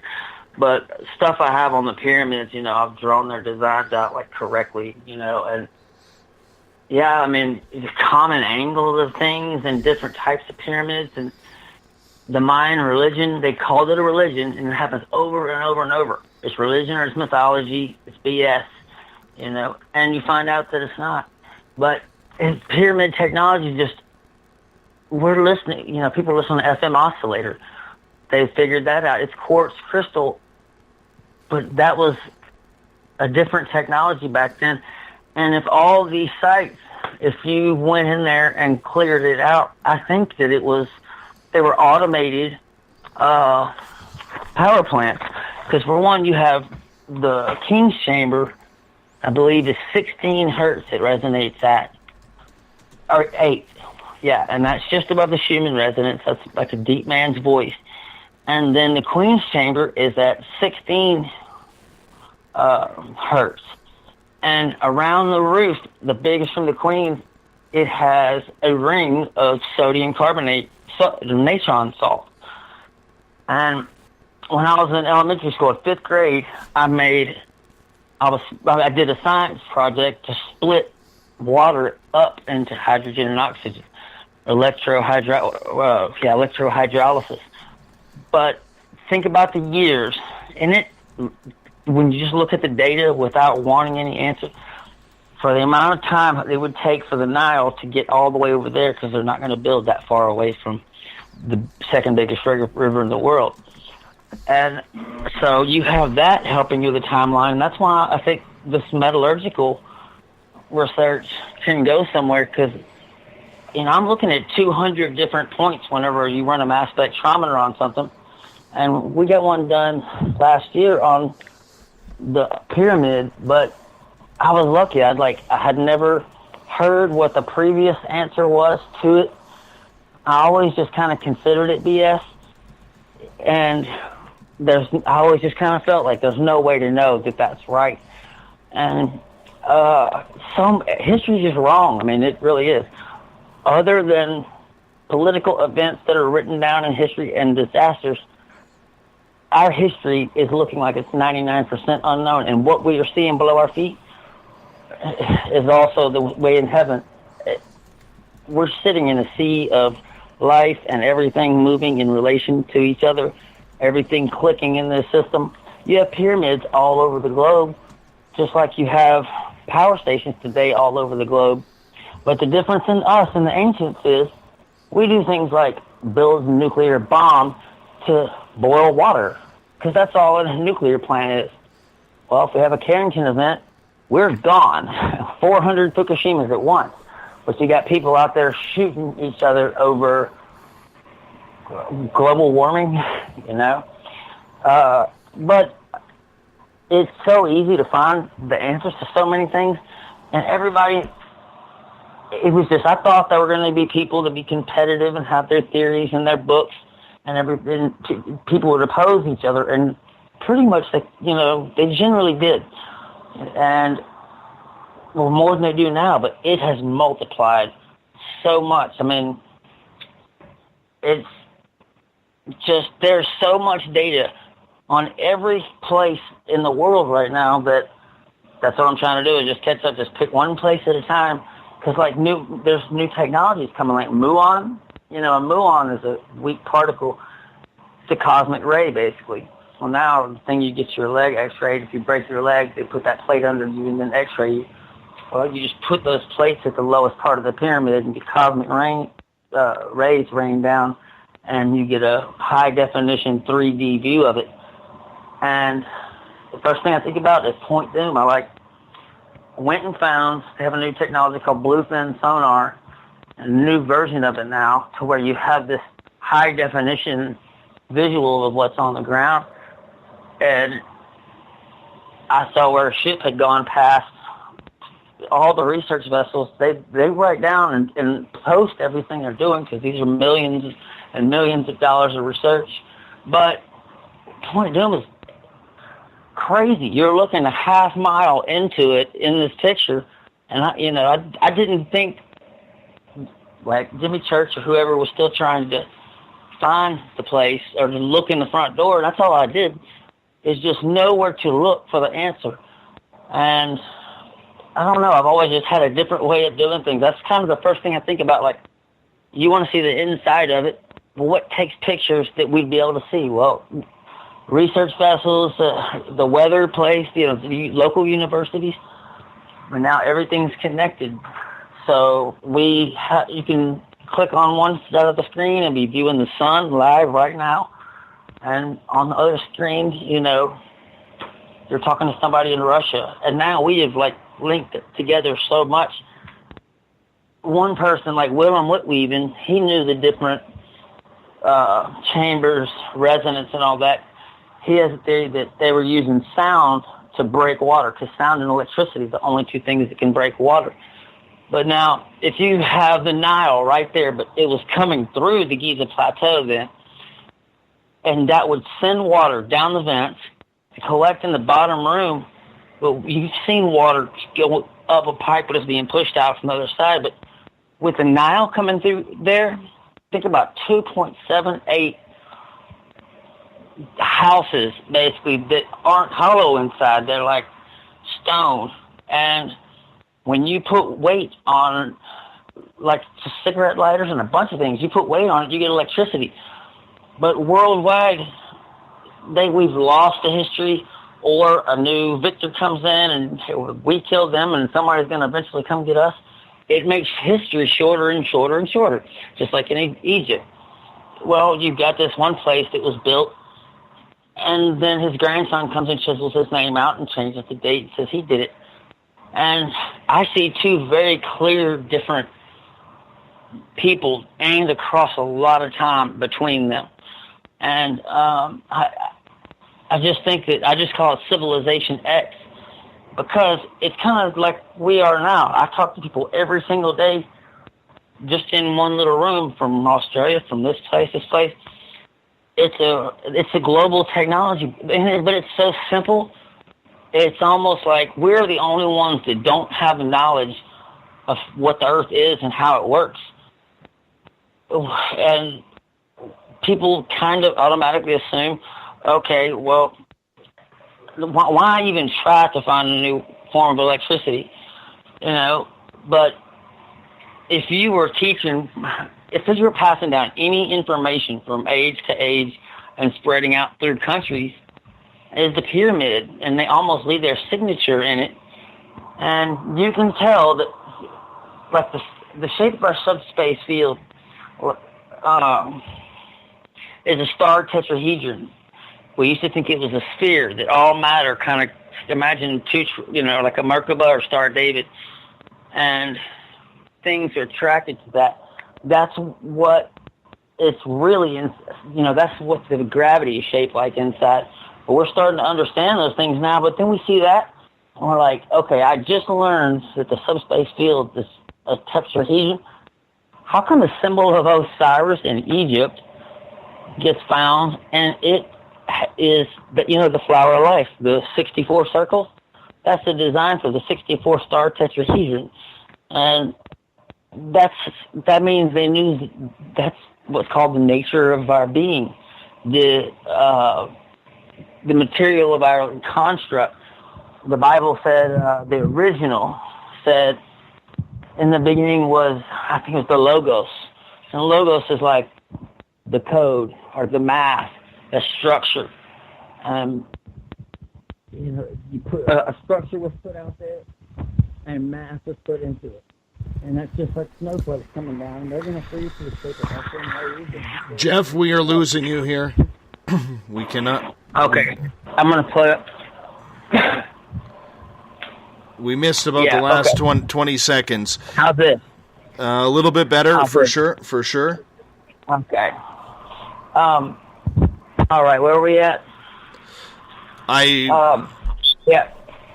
Everything keeps going back to Egypt, and Nassim Haramein calculated that 64-star tetrahedron, and that's the symbol of the Resonance Foundation, and that guy's amazing if you never heard him. But archaeologists want to see archaeology in Egypt. Biologists want to find, they're all looking for one narrow thing, and it's not one thing. You have to remember the fundamentals of chemistry or physics to even be able to answer some of those questions. And I found I'm making discoveries so quickly because they've put all their time into one subject and only know what the teacher before them told them. And since I could get out, I've been going to other countries and doing what, even if it's Mexico, Colorado, anywhere I could go out in the wilderness. But our reality is definitely changing, or we're getting to understand it, and it's much more strange than, but also at the same time simple. It shouldn't be heresy to say, okay, they're going to hell because you think that people have been living here for 200,000 years, 300,000. That doesn't negate the Bible at all. And like the other books, the Quran and other books, that you can use them as a reference book to kind of point back at places in time. And I'll show this link to you, and just to describe it to you, it's got one face that is maybe like Cherokee, and the guy has his arms like running, but he has like a loincloth that makes the 6 points. And then there's a bunch of 7 points. As each civilization put up a symbol of their society, it was like Kali. Kali had 7 stars or flower petals that came out. Well, at the same exact time in Mexico, their symbol was the same thing. And so now we're starting to understand the shape of the things. But if you just don't, you have to be able to understand that part of it, and don't assume that the people before us didn't have anything because you're not finding McDonald's under there. What was 1,000-year-old technology or 10,000 or 100,000-year-old technology be? Ours is only 160 years old or something. But it just seems like basic knowledge. It's like, okay, you're going to teach your son something. What do you want to teach him? I'm going to teach you how the earth works and how we can get power out of it. And this stone right here is quartz, and it was passed down. And then you see Quetzalcoatl, and then you see Lord Kukulkan, and people coming from Egypt. You find cobras in South America, carvings. There's never been cobras don't live in South America, but you find cobra things, and Klaus has one in his book, but you're finding that in other countries too. Like in Indonesia, we're trying to figure out who the pyramid builders are. If you go to Candi Kethik or Candi Sukha Pyramid, Candi, that used to be the Sundaland Peninsula. And Danny Ruanto, a friend of mine that was speaking at the symposium, thinks that that's where Atlantis was. It was an entire peninsula that sunk, and now the mountains of Sundaland are, that's the Indonesian islands now. And our history is just so different in every single place. And just like you have Muslims and you have different people, they're all recording it differently.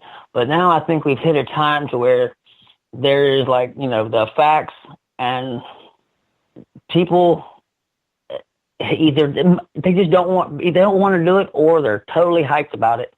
But it's been awesome because now I'm starting to get to see some of the things and answer some of those questions. But everything I discover, I have way more questions now.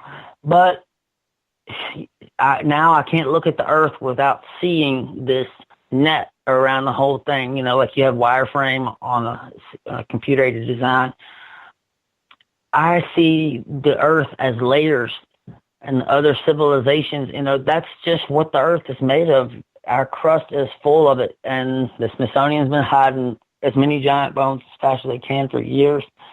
But there's places that are unmarked or not even talked about. They tell you that the Trilithon stone is the biggest in Baalbek. They put it on Ancient Aliens and everything else. That's 900 tons. There's a fact. They're saying that the heaviest stone in the world is 900 tons. It was made by man. And it's sitting on top of 3 other stones, so it's one of those things, how they get it up there. But Mount Shoria Gornaya, Kazakhstan, and I believe that was the Kurgan civilization, all their records they were about twice as tall as we are. And then there was another race that Klaus Donna called the 7-meter race, and then there was another race that we're finding all over. And like the pyramids, we're finding the same things on every continent. And the farther you go back, it starts looking like a global civilization. It's just, where would we be if, technology took off and where we didn't have an ELE for 100,000 years or something? Electricity might be free. That's people's idea, like heaven, nobody having any problems. Michael Tellinger talks about Ubuntu, and that's probably what it was without the money system. So we've lost you again, my friend. We've lost you again. I'm not sure if we're starting to get a bad connection here or not. I'll just walk outside. Yeah, I'm right next to Barstow Air Force Base. Well, let me ask you a question here. This one comes from BTO in the chat room here. Jeff, what do you know about the ancient continents of Lemuria and Atlantis? What are the current information that you have gathered on them recently, if so? Well, go look at this place called Richat, Richat. Some people get mad and they say, oh, it's in Sardinia or whatever.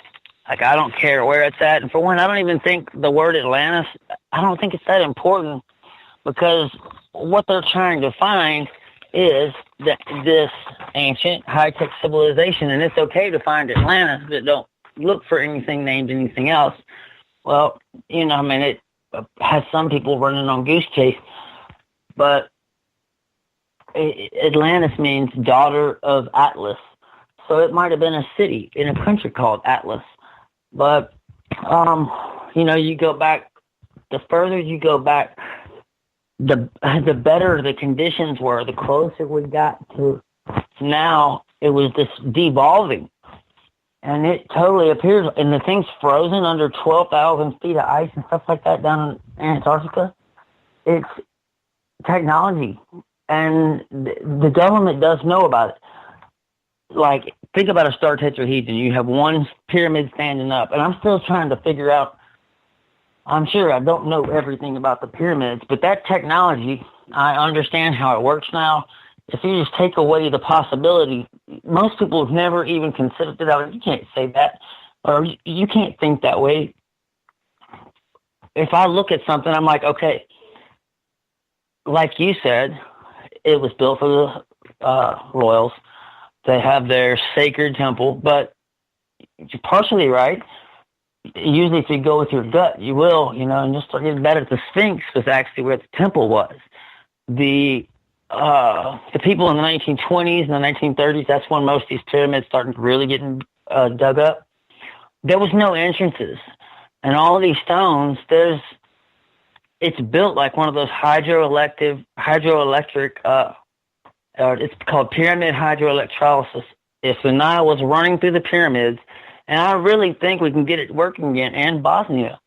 But if water, the second biggest river on the earth, I believe, ran through those pyramids, across, running that water across stones that have 2.78 million times 50 tons, that's some astronomical huge number. You're talking about high voltage here, not even just kind of might give them a battery or something.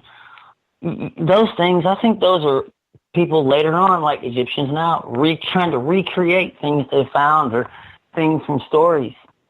But the nature of everything is changing.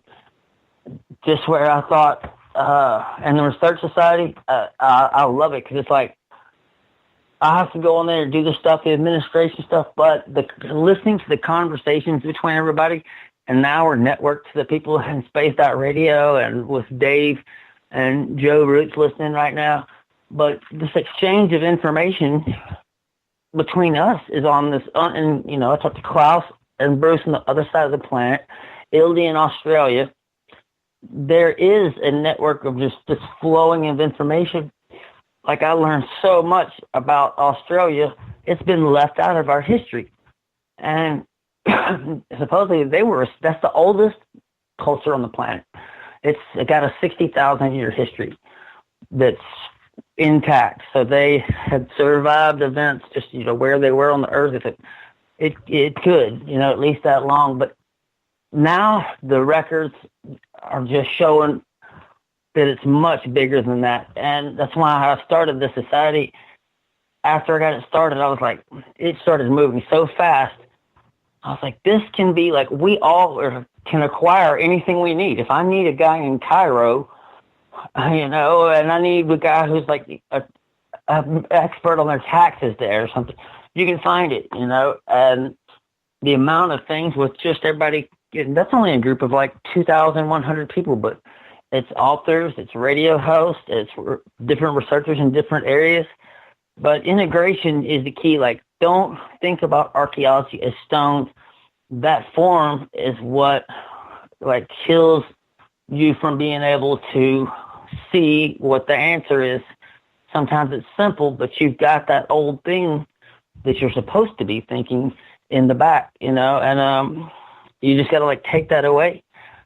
You see in Indonesia, all those pyramids look, the first time I saw it, Bruce showed it to me, and I was like, it's Aztec, but I've never seen it before.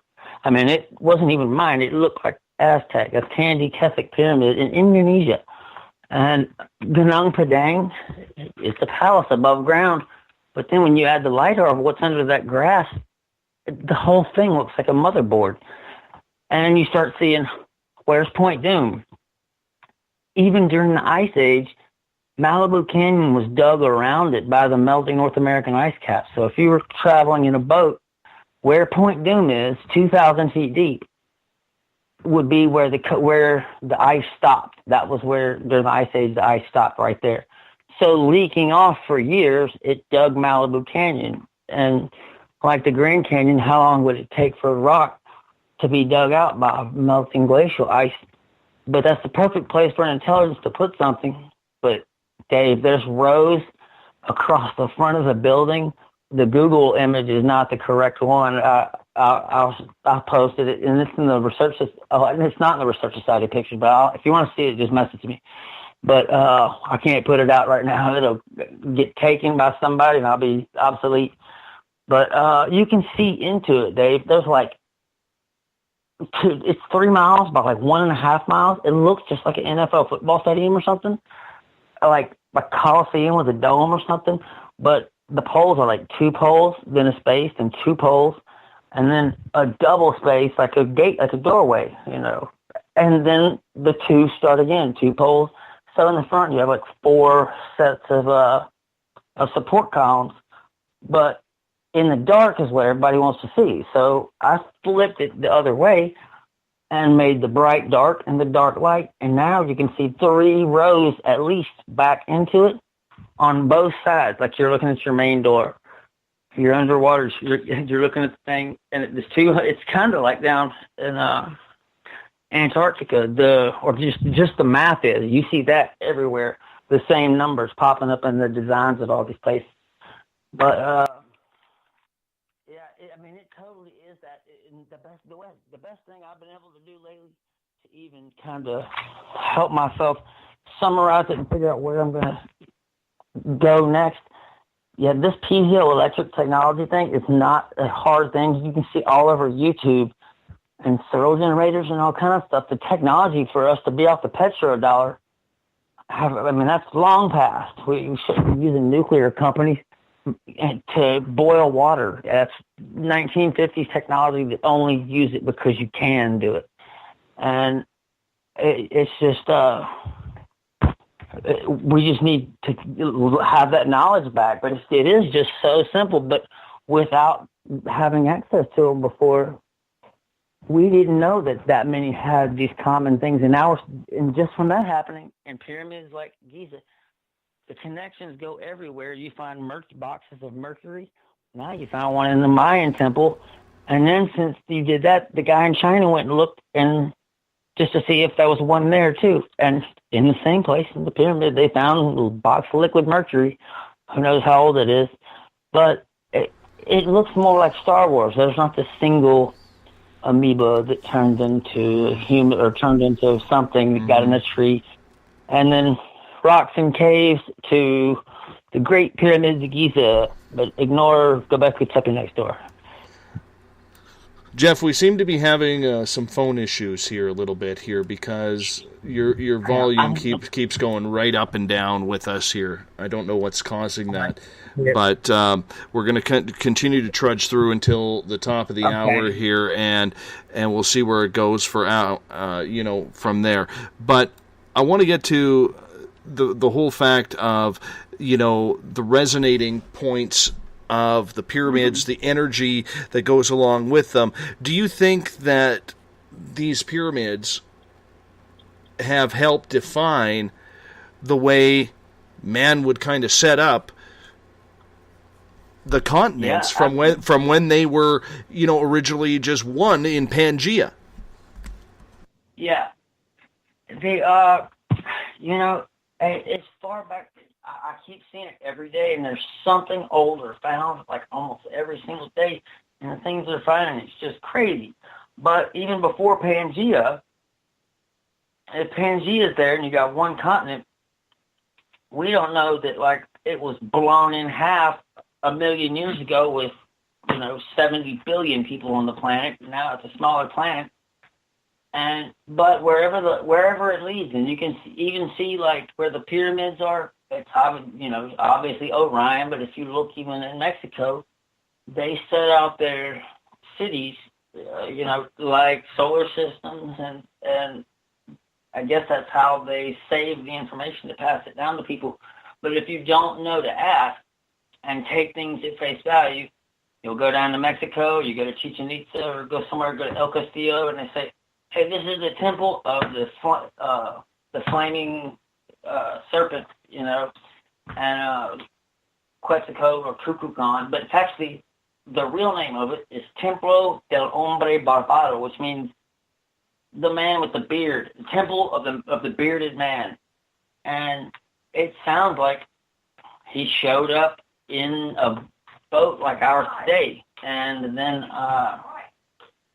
it's just it talks about him using technology, and then you start looking, and I'm like, is Quetzalcoatl, that might be Thoth, because he traveled all over the place. But it might have been somebody that was sharing that same information, like Graham Hancock's Builder God. It's just you see a pattern across everything. You study everything at this one site, nothing sticks out to you. It's cool. You like the pictures, go to the next one. Well, you see something and you might not catch it, but a third place, and you're like, wait a minute. This little shape right here, this little T thing, I saw it here and here and here. There are so many things that match up together. It's just, you see civilizations that influenced the later Egyptians and the Celts, the same civilization. But there was one here, and this is where the connection is, and it's almost straight to the earth. You got Giza over there, but in like 1780 or something. No, after that. It was a little farther in Washington's life, but they were traveling the continent. And we've got records of Benjamin Franklin. I found him down in Baton Rouge with Thomas Jefferson. But this statement right here is one of those things that you find that will lead to a million other things. George Washington, when he was crossing the Appalachian Mountains into the Ohio River Valley, you got to remember, he's a general, he was the president. We're talking about a guy who has been everywhere that's anywhere, probably. He's seen huge cities and huge cathedrals and everything. And this is what he said. He said, I thought it was absolutely barbaric that we were destroying. And he said, tombs, mounds, pyramids, and the largest, city-states, mounds, and the largest construction projects I've ever seen. And that's a pretty profound thing. He didn't cross from New England into a continent that didn't have anything on it. If you have a stone, and like the Toltecs, right in the middle of Arkansas, but right down the road is probably one that they found that they were leveling under. We've got material for building things now. They were just blowing them up. And they said they're ridding the continent of barbarism so we can have our right to go from coast to coast. But that means they just buried all that stuff underneath our feet. And since the beginning of our country, they know that. They know that for a fact, that there was another nation here like the United States, with big buildings. And there's just crazy stuff. When you take away the limitations and just look at what's there, you'll see connections in everything. But that's what I just kind of done. Whenever I'm studying one subject and I find something that I need to learn this new skill to do that. Well, I either somehow do it myself or someone else in the society probably does that. And so the rate that you're picking these things up, and now you're armed with all these things. And so when you see a rock, you think about water underneath it. But if you haven't been studying that, you wouldn't even think about the water underneath. You would only see what's on the surface, which is a dull, blank, hill or mound. Could be natural, But you just got to not tell yourself what happened in history and let it tell you. We should be recording the history that we find. But everything you notice in Greek, Roman, all of them, and previous to them, they've had to set up, guidelines and other things, twist religions to basically get everybody to be what the elite were. Well, the whole good point of that, totally is gone. There's a real system of, control against, all the independent researchers. Their thing is just, they're irrelevant. They believe in this and this and this, and they'll list off things that, okay, well, I know he believes in that because it's standing on the earth and I can see it. But I'll show you, the new pictures are coming from Antarctica all the time. It just looks like a totally different civilization, but a metropolis. But that civilization, the bodies they found supposedly are elongated head, giant type race. But now look at where the continents are. Where do you find elongated head skulls and bumps? It's South America and South Africa and Southeast Asia. And so that might have been the original home of that civilization.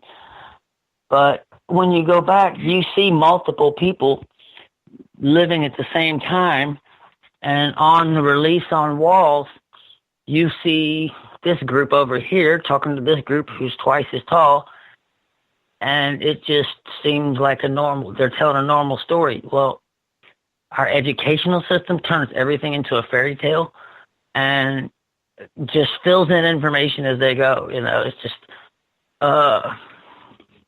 you learn who's the greatest inventor ever?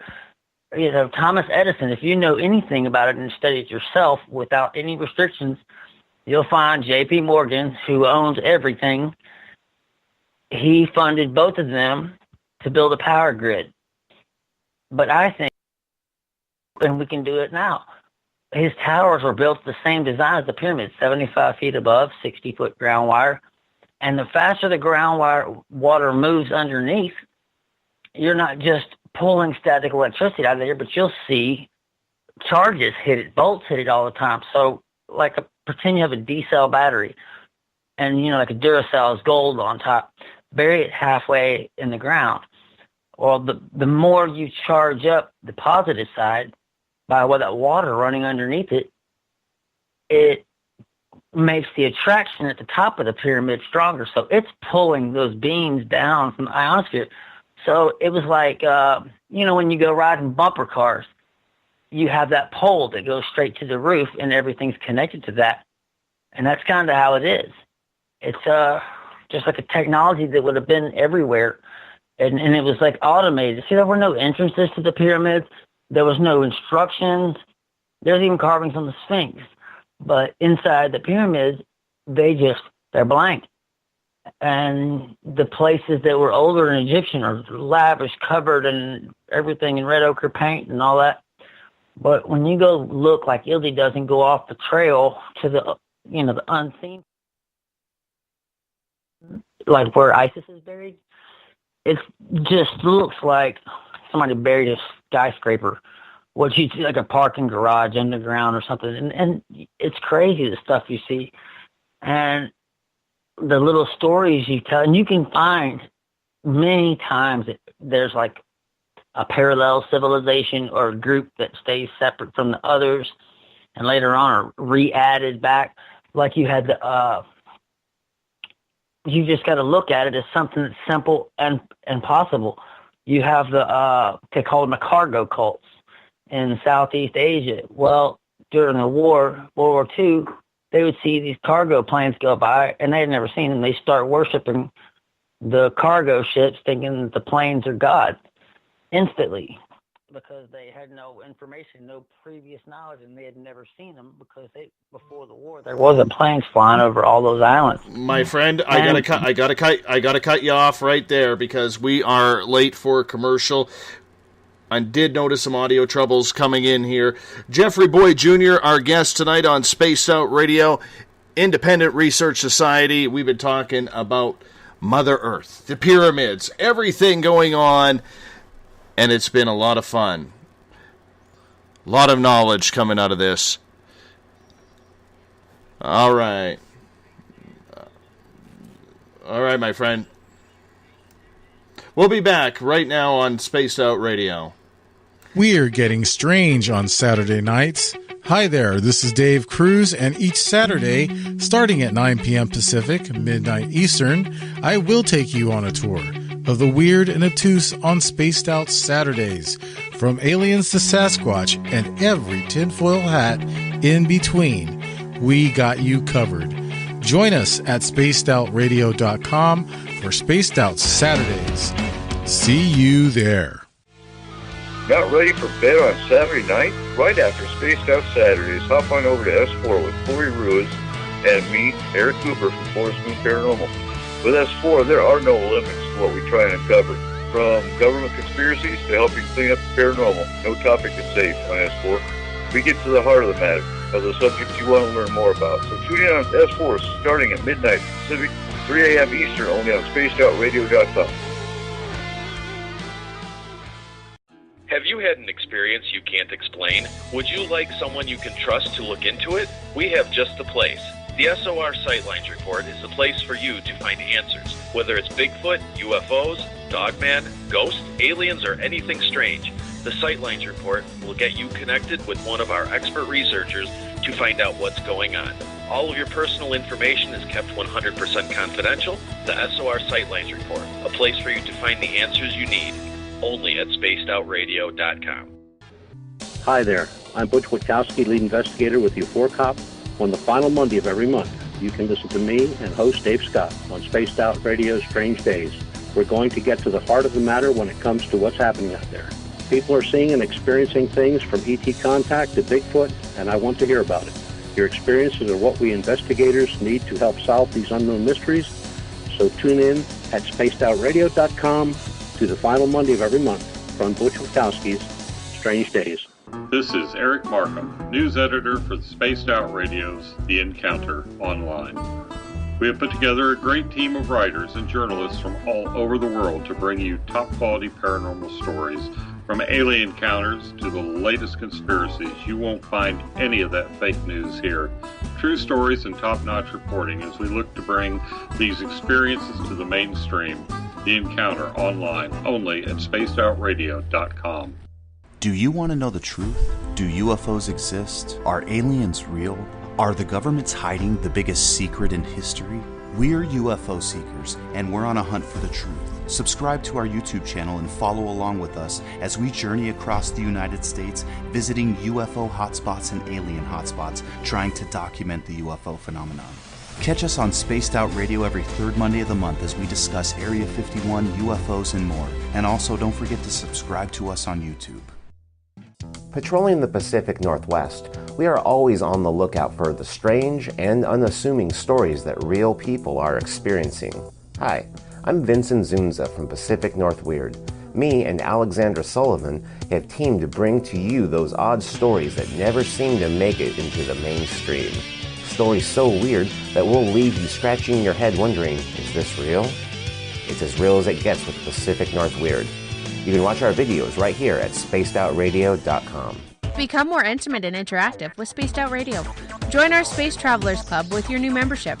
For $5 a month, we'll provide you with special access to the website, monthly prize draws from books to psychic readings, along with monthly newsletter, private interviews, and more. Sign up today to be part of Spaced Out Radio's experience. Looking for a place to advertise at a very reasonable cost? Look no further than Spaced Out Radio.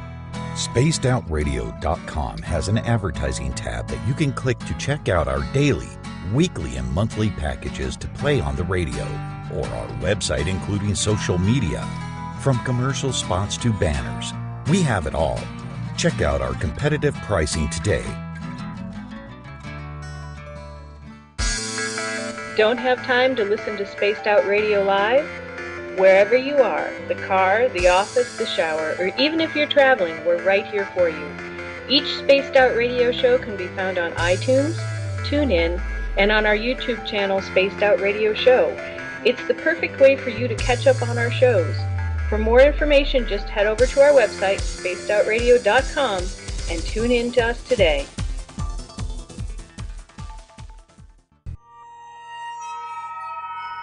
You hear footsteps in the empty room above you. A rocking chair begins rocking by itself. Don't be afraid of the things that go bump in the night. Reach for Spirit Storybox, the iPhone app the Huffington Post UK called the only ghost hunting app you will ever need.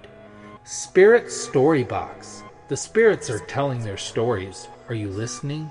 Strange creatures lurking in the night, the sounds of wood knocking in the forest, odd happenings right out of a fictional world. These are the reports I love.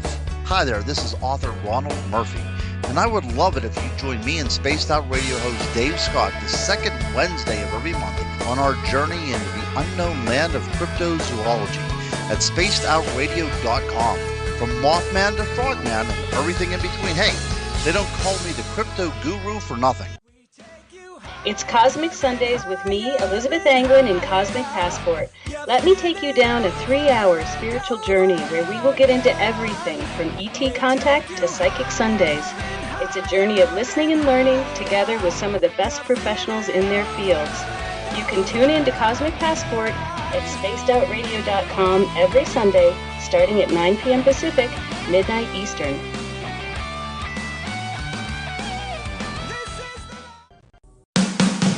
The views and opinions expressed by tonight's guest and topic of discussion do not necessarily represent the official policy or position of Spaced Out Radio, Spaced Out Weekend, Spaced Out Radio Limited, its hosts, syndicated carriers, or anyone associated with this broadcast. You're listening to Spaced Out Radio with Dave Scott. Follow Dave on Twitter at Spaced Out Radio and hashtag Spaced Out Radio. And on Facebook, Spaced Out Radio Show. Now, back to the program. Welcome back to the third and final hour of Spaced Out Radio. Tonight, I am your host, Dave Scott. Good to have you with us. Tomorrow night on the program, Will Ferrara is going to join us. We're going to talk about anomalies on Mars, starting at 9 p.m. Pacific, midnight Eastern Time at spacedoutradio.com. We want to welcome in everyone listening in on WQEE 99 Rock the Key down in Noonan, Georgia, home of The Walking Dead. We are live as well on the United Public Radio Network, 107.7 FM in New Orleans, and over 160 countries around the world. We are also live on KTLK, The Fringe FM, Renegade Talk Radio out of Las Vegas. And if you're listening in on Revolution Radio, remember, the Double R Machine is a donation station financed by you, the valued listener. Head on over to freedomslips.com and donate today. Bill Cardwell has set the password for tonight in the SOR Space Travelers Club. Myelo meningocele. Myelo meningocele is your password. Make sure you use it wisely, Space Travelers, as Bill sets a password each and every night, right here on the mighty SOR. Now, if you want to follow us on social media, you could do so on Twitter, at Spaced Out Radio. You could give our Facebook page a like, Spaced Out Radio Show. Also, join up on our live chat on Facebook, the SOR Space Travelers Group. We're also on Instagram, Dave Scott, SOR.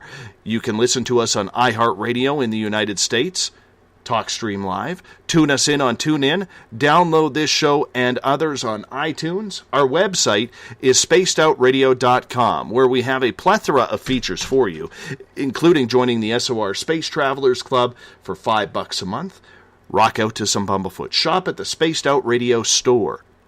You can read The Encounter online, watch UFO Seekers or Contact TV videos, and so much more.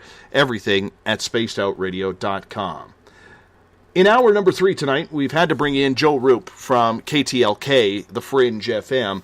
The phone connection that we had with Jeffrey Boyd Jr., our first guest for the first 2 hours, it just seemed to keep cutting out, and so we're going to try and reschedule him in the near future to bring him back on. But Joe, I want to say thank you for hopping in late. Really appreciate you doing that. How you been? Anytime, brother. I hate that had to happen, but it's live radio, you know. Yeah, sometimes between Skype and cell phones, it just, phone lines just get a little bit too tight sometimes. So it's, it's a pain in the butt. Very big a pain in the butt. But yeah, and you're going from Canada down to Louisiana, so that's a stretch. Well, maybe it has something to do with the fact that the snow has started falling here. I don't know. Nice. Yeah. 2 days. 2 days of snow here. Nothing sticking on the ground yet. Nothing sticking on the ground yet, but it's okay. You get the best stuff up there, man. You got the northern lights, the snow. I know. Yeah. Jealous. I'm not used to snow in October, though. Not used to snow in October. It's a little strange, I'm okay with, late November, white Christmases in December, But October, that's just too early. Way too Things early. are getting a little strange, man. We got asteroids flying by, holes in Antarctica, Tom DeLonge acting nervous for the first time I've ever seen him in my entire life. Nervous as a train wreck. I know. You know what I noticed? And I followed that story. Did you watch the video yesterday? Yeah. What did you think of it? Let's get your opinion on that first, because Everett Themer from The Encounter Online, him and I talked about it in hour number 3 last night, and then we actually did an hour of overtime. You're talking about the video where he made his speech and, presented his own. Yeah. Well, first off, to see Tom DeLonge with all those government and CIA people is kind of weird, seeing how he's always spoke out against that kind of stuff. But I don't know. I'm kind of on the fence about it. But like I said, man, when he got up there, he was wearing the suit thing, which you don't really ever see him like that either. And he just looked super nervous. I was talking about this earlier. You could even see the veins kind of popping out on his neck. Something wasn't right about it. No, you could definitely see the nerves in him. Were you excited or disappointed about his announcement yesterday? Man, I was, honestly, when I first watched it, I was excited. I was like, this is great. Finally something else besides NASA or, somebody that cares about consciousness and aliens and stuff that we need to explore. This, and it's publicly traded shares, so they're selling shares. It's not like you just put in a donation and they take your money. So anybody can be a part of this thing. But then as I started watching how nervous he was getting, that's what made me wonder, why is he so freaking nervous? Because I've never seen that dude like that. Mm-hmm. I felt like it was a telethon. It almost seemed like a telethon. to me, and Everett and I talked quite a bit about that last night. I don't want to get too heavily into it. So far, he has had 585 investors for $286,890. You know, and he's going to need more than that to beat NASA out on everything. Yes, he may have filled up one half of a gas tank at this point. Right. Yeah, he's going to need way more than that. Yes. Problem is, they don't have a gas tank right now. Yeah, I know the dude when he stepped away from music. He obviously is very sincere about it. For anybody to walk away from that industry and just focus on things like this the way he did, I know he's had some life-changing events, obviously.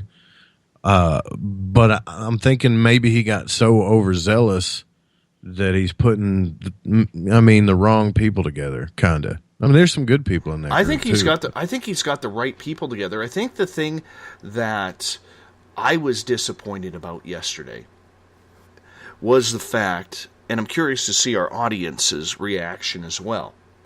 I was disappointed in the fact that it seemed like ufology was secondary on everything yesterday. You know, it seemed to me that they were trying to do what Elon Musk or Richard Branson is trying to do.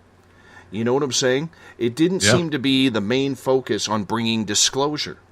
And I think a lot of people at reading reaction on social media today felt the exact same way that I did, except everybody is giving Tom a real benefit of the doubt to see what they can bring forward. And I hope they do.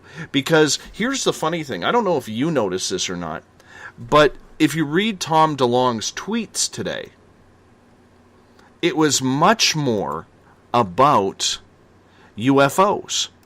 And I'm thinking, if you want to get the entire population of ufology excited, why would you not announce that yesterday? Like, I'll read you some of his tweets today.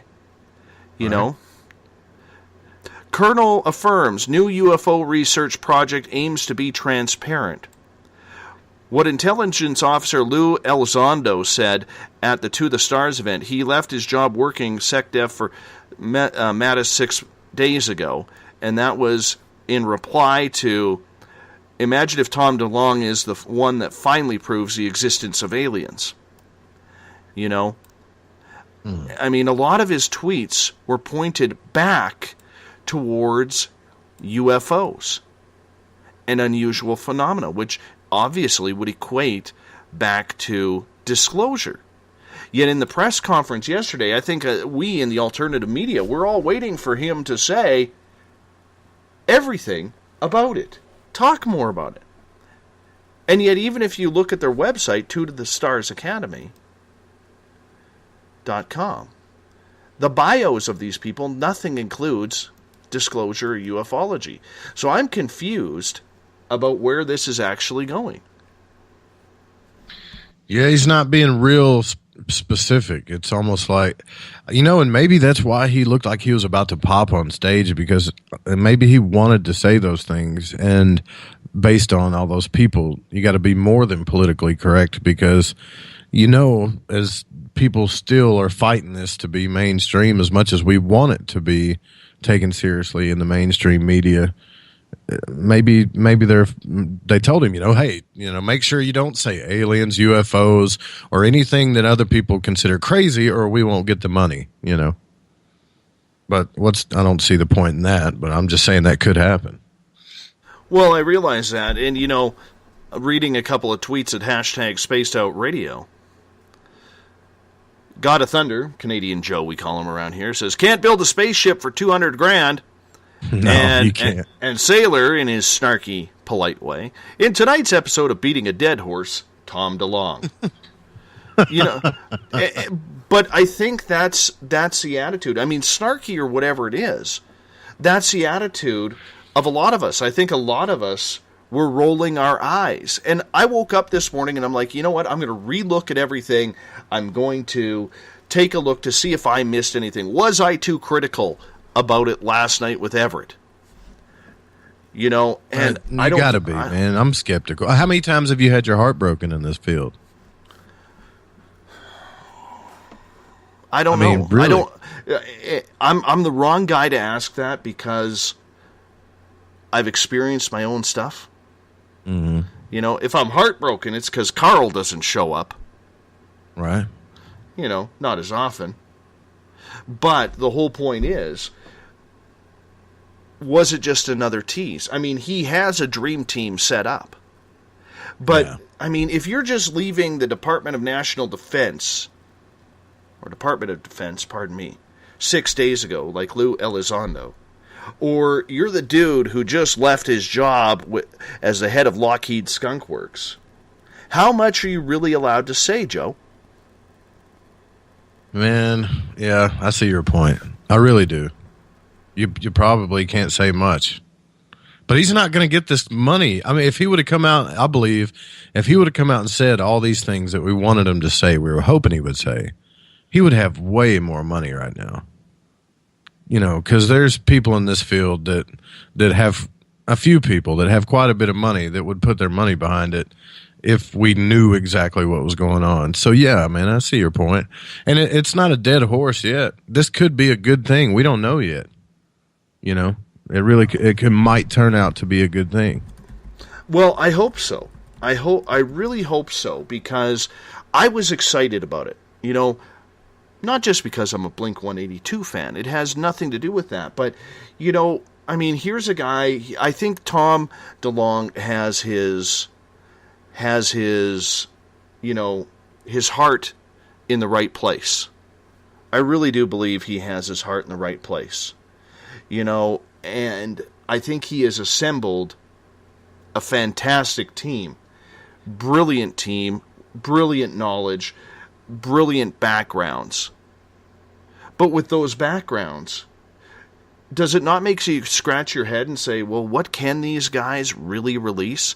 Did they not sign some sort of non-disclosure agreement with that position? Because you can't have a guy walking under the CIA and say, oh, by the way, the CIA is covering up UFOs, or the NSA, or the DOD, or the Navy, or whatever it is. You just can't have that, right? Well, then again, you also have, just like you have people in the police force, you also have people that worked for these organizations and departments that always kind of, you know, wanted to do the right thing but couldn't. And maybe now they're getting that chance. But again, if that's the case, why didn't they talk about those things? But I'll tell you, how do you have your back? And Tim Doyle from UFOseekers.com is in the Spreaker chat room right now. Oh, cool. He's one that got the Area 51 shots? Absolutely. Yeah, Tim also has a really tight goatee as well. So, you know, that always goes far in my world. You know that. But the whole point that I'm getting at here is when I went through the website last night, I did not see a single thing that led to either disclosure or UFOs. And I thought I missed something. But Tim looked through it as well, and he's actually posted here. He says his website never mentions UFOs as part of the business functions, not once. So what's the purpose? If it's about UFO disclosure and you bring in this dream team that comes on and stands in front of the speech telling a beautiful UFO story about the USS Nimitz, and, you know, Lou Elizondo coming on saying these craft are real, where is it on the website? Where is it? Well, you know what? If he was trying to be politically correct and not, you know, seem to be crazy by the mainstream people, it didn't work. Because, I mean, if you go to Engadget magazine, they're already talking, you know, like, oh, To the Stars wants to work with the restrictions of the government. Tom DeLonge needs help funding his next UFO obsession. And they put a big UGH like they're disgusted by it. So they're already slamming the dude. So he might as well have said it anyway. He should have just come out and said it. No, absolutely. He should have come out and said it. But, I mean, you look at that dream team. Is there anybody on that team that you could look at and say they don't have $1 million or more in their bank? Oh, no. No, they all got money. And here's my other question. The field of ufology, much like the field of Sasquatch or cryptids, the field of paranormal, there's not a lot of people in these fields who have a lot of money. $200 per share is a lot of money for people. It may not seem like a lot of money, for somebody who's sitting with $100,000 or $1 million in the bank account, even $10,000 in the bank account. But for a lot of people who are interested in this field, $200 is a lot of money. That's grocery money. Yeah, it is. That's depending on where you live, that could be a quarter of your rent. Yeah, I wonder why. I wonder if maybe they put their own money into it. They're just not saying any. Well, they can't. If they're making it public, like with public shares, we would have to know that, right? I don't know the laws. I think so. Stuff. I'm not familiar with the American law on that at all. But I mean, there's a lot of people on that panel who are powerful, who have been paid well for the last 20, 30 years, and not one of them on their bio or website talks about ufology. Yeah, I'm looking at it too, and it doesn't. It's just a bunch of words beating around the bush. It's almost like when you go to a press conference or something and you ask a serious question and you get a lot of left and right turns that never answer the question. Even on the website, there's nothing here that really indicates ufology or disclosure of any kind. I don't know, Dave. I'm still kind of hopeful. You hope for the best and plan for the worst. Kind of expect it now in this field a little bit, to be honest. I'm not trying to be a doom and gloom guy, but it's hard not to be skeptical a little bit. Is it skeptical, or is it at the point where we've all just kind of thrown up our hands and said, well, we've heard this message before? Yeah. You throw your hands up and step back. Absolutely. And just maybe they'll do it. But there's a lot of stuff here. I mean, they do talk about consciousness studies. They're not afraid to say that, such as things like telepathy. They don't really talk about astral travel, but remote viewing, it's pretty much close to the same thing. But yeah, they're definitely steering away from ufology and disclosure on aliens and stuff. Well, and that's what makes me wonder.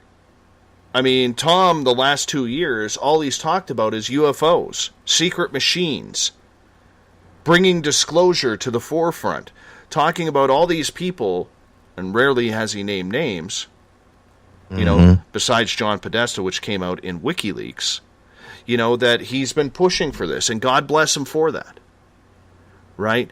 But how do you do this when everybody is keying on you for the disclosure, and they won't do it?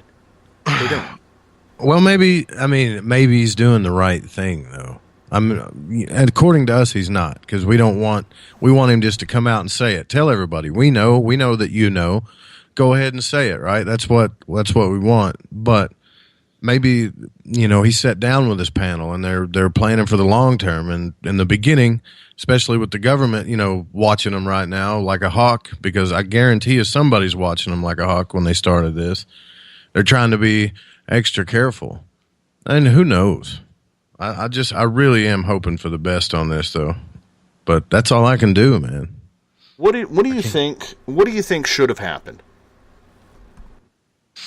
I think there's to do it in a stadium like that, where you go up and you talk to a camera and and it looks like you're in an arena full of people, but actually there's nobody there. And you got like a few people behind you to make it look like a Grammy Award type thing. I think they should have come out and did like a public press conference or something where they, the press could have forced it out of them in front of a crowd instead of everything being controlled like that. Announce that they were going to do it and then have everybody come out and ask questions. But you can see they're keeping it well controlled, and they're only talking about certain things. And God forbid it turns into another organization that's government regulated, which they're saying that's not what it's going to be. But, I mean, they don't know that's not going to happen, because all they got to do is mess up once, break some stupid law, or, have NASA look at them the wrong way one time, and the government's going to try to step in on them. Do you believe that they did anything with yesterday's announcement to help disclosure? That's a good question. No.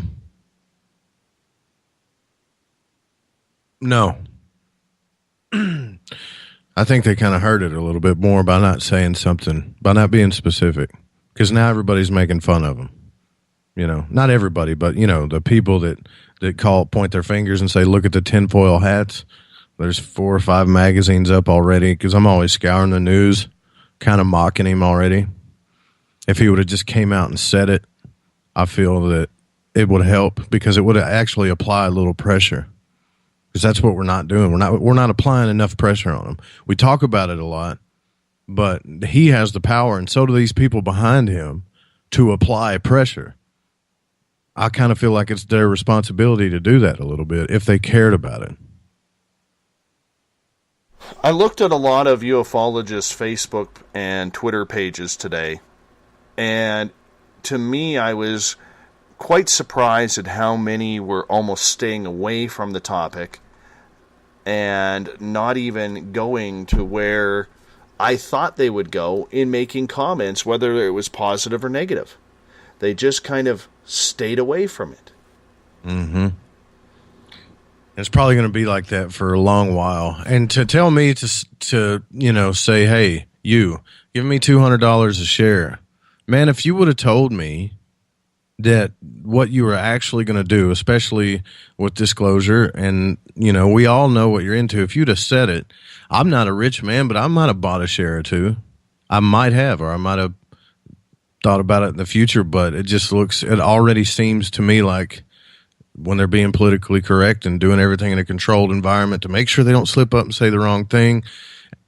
Actually, you know what, Dave? I take all that back. The one thing, I'm going with my gut on this, the one thing that bothers me is Tom DeLonge's nervousness. I've never seen that dude like that. Ever.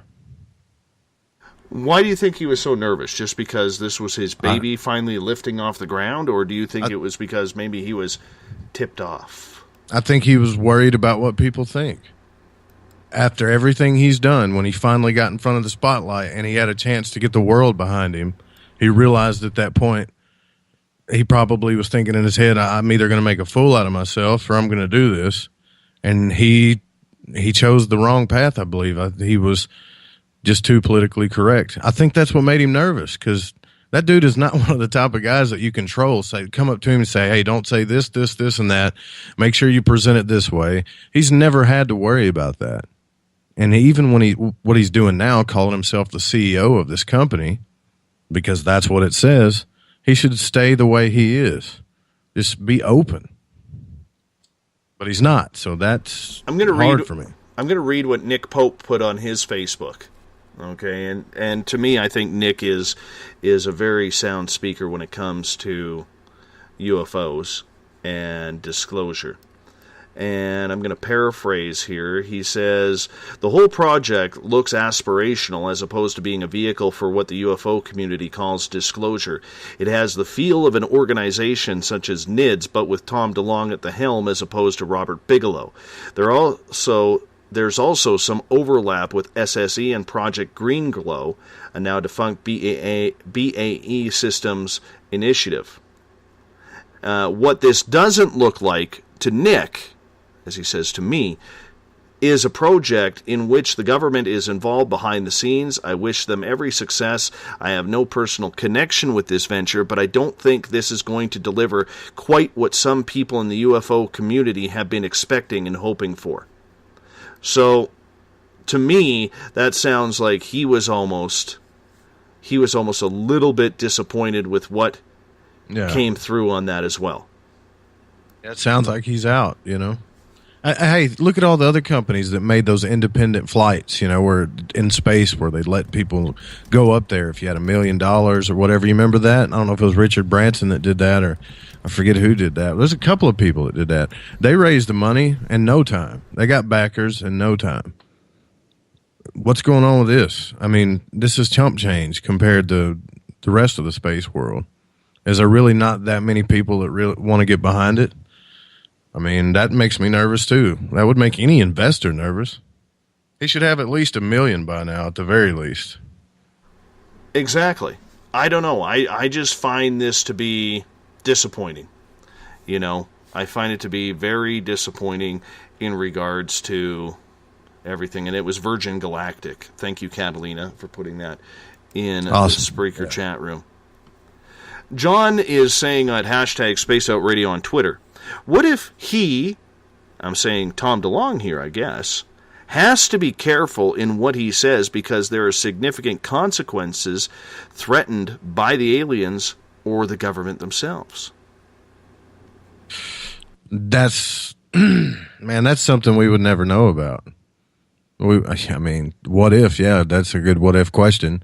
There's also people, I believe, telling stories about being abducted, writing a book about it, and they're still getting abducted, but there's, and I'm not going to say any names because I really respect this person, but they're still getting abducted, but they're still too afraid to talk about it. I don't know. I don't know what that's like, but I've heard real abductees speak about it, and that's the same kind of nervousness that they show. But why didn't he show that when he first got into it? I just keep hate beating a dead horse here in regards to this story, but I mean, it is. Well, we all want to know, Dave. I mean, you're teasing us with something we've all wanted, something that could change the world.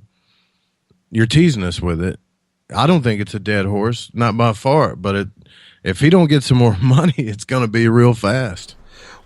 Here's one of the potential problems I brought up with Everett last night. And I'm curious because of you as host of Lighting the Void and running the KTLK, the Fringe FM radio network. I'm curious to see your opinion on this. So far, Tom has been very, very careful with the news outlets whom he will speak with in regards to UFOs and this topic. Namely, he's been around, George Knapp. How can you blame him for that? George is, in my opinion, he's one of the most credible journalists, I think, out there. Willing to sacrifice his own reputation to make sure the story gets out and the story is credible.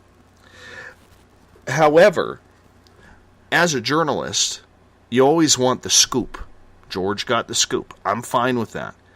But if you are going to now edit whom you talk to, now that the scoop is out, what does this say about the project if you're not willing to go on some of the, I don't want to say third, fourth, fifth, or sixth tier shows, but the first tier or other first or second tier radio programs or television programs? What does that say about this project? Usually when you run into something like that, and my short experience with running a radio network is most people, believe it or not, the Travis Waltons, the Stanton Friedmans, the people that you never thought would talk to you would be more than happy to talk to you. They will. It doesn't matter the size of your show. Most of the time they will. When somebody doesn't talk to you or they don't respond to you or they beat around the bush or vice versa, they don't come on your show, it's because you might not be clickbait enough for them or something. And if that's the case, then you have to think that the agenda is only money or fame or both. And that's it. But at that point, if you're dealing with the media, the agenda should be gone. That's exactly right. The agenda should be gone. It's the same thing as, like when I worked in sports. If I broke a story, okay, and it went national, every other media outlet will be calling or following up that story. Our job now, because George Knapp had the scoop, is to follow up the story. It doesn't mean they need to talk to us, but we have to put the inquiry in. I put the inquiry in yesterday. Haven't heard back yet. Don't know if I will hear back. I'm curious to know. You mean like just getting a statement, maybe? Not necessarily coming on the show, but maybe them just giving you a statement? No, I want, as a talk show, where we got a pretty sound audience here. Right. On a nightly basis, I want, not for me, but for our listeners, I want one of those guys on the show. They now need to, because they have stepped into the hornet's nest of the media and the public, you got to answer to the public. You're a publicly traded company now. If you were private, like Robert Bigelow or Richard Branson or Elon Musk, I can see not doing it. Right. Unless it was, one of the big 5 television networks or one of the big 5 newspapers or big 5 radio shows. I get that. I can appreciate that. But at what point do you have to open up to the rest of the media? Because if you're going to continue to hold the media hostage on this, you're really doing yourself a disservice. Whether it's something that's you figure is beneath you, maybe it's us at Spaced Out Radio, maybe it's KTLK, Lighting the Void, maybe it's another talk show. All right? Doesn't matter what it is. You have to open yourself up. That's just the rules. Do you think we're giving him time enough to do that? Sure. I mean, this is all kind of quick, isn't it? Not or really. Or has this been out longer than I think? Not really. Not really. It's been absolutely, it's out in the public now. And their media team, their PR team, should absolutely be trying to book these guys. You're trying to raise public money. It says right there on your website. And no matter what page you go to on your website, it has the invest button on there. So if you're not going to take the time to talk to the people like our audience, like other audiences, and get that word out there that you want your people, that you want your people out there coming on the show and talking to the people who are potentially going to invest, then what is your purpose? You can't just sit there and go on 1 or 2 radio shows. And as I'm learning on Twitter, thank you, Michelle, there are hosts out there saying, you got to buy these shares.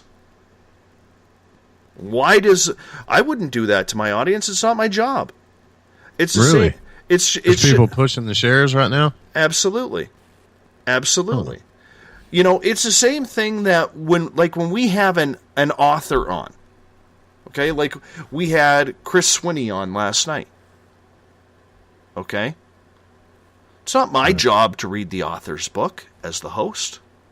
It's not my job to sell their book. It's their job to explain it. I just ask the questions. It's their job to sell it. You're the author. Same thing here. Yeah, I get that, man. I do. I try to read the books they send me, but there's no way when you get, and I know you do a show 5 nights a week, so I know it's impossible for you, and I only do a show a couple nights a week, and I get enough books. I mean, I try to read some of them, but you just can't, so I really hope that they don't expect that. And questions should be good enough, because your questions, you're really good at questions, or you wouldn't have the audience that you have, because you know what's on everybody's mind. You know what people are thinking. And so should Tom DeLonge. He should know what we're all thinking.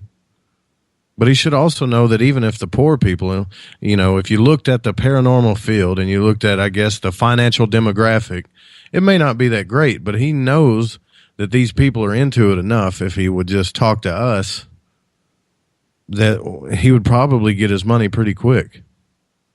But I don't feel like he's talking to, it just doesn't feel like he's talking to us, to me. No. And I would agree with that.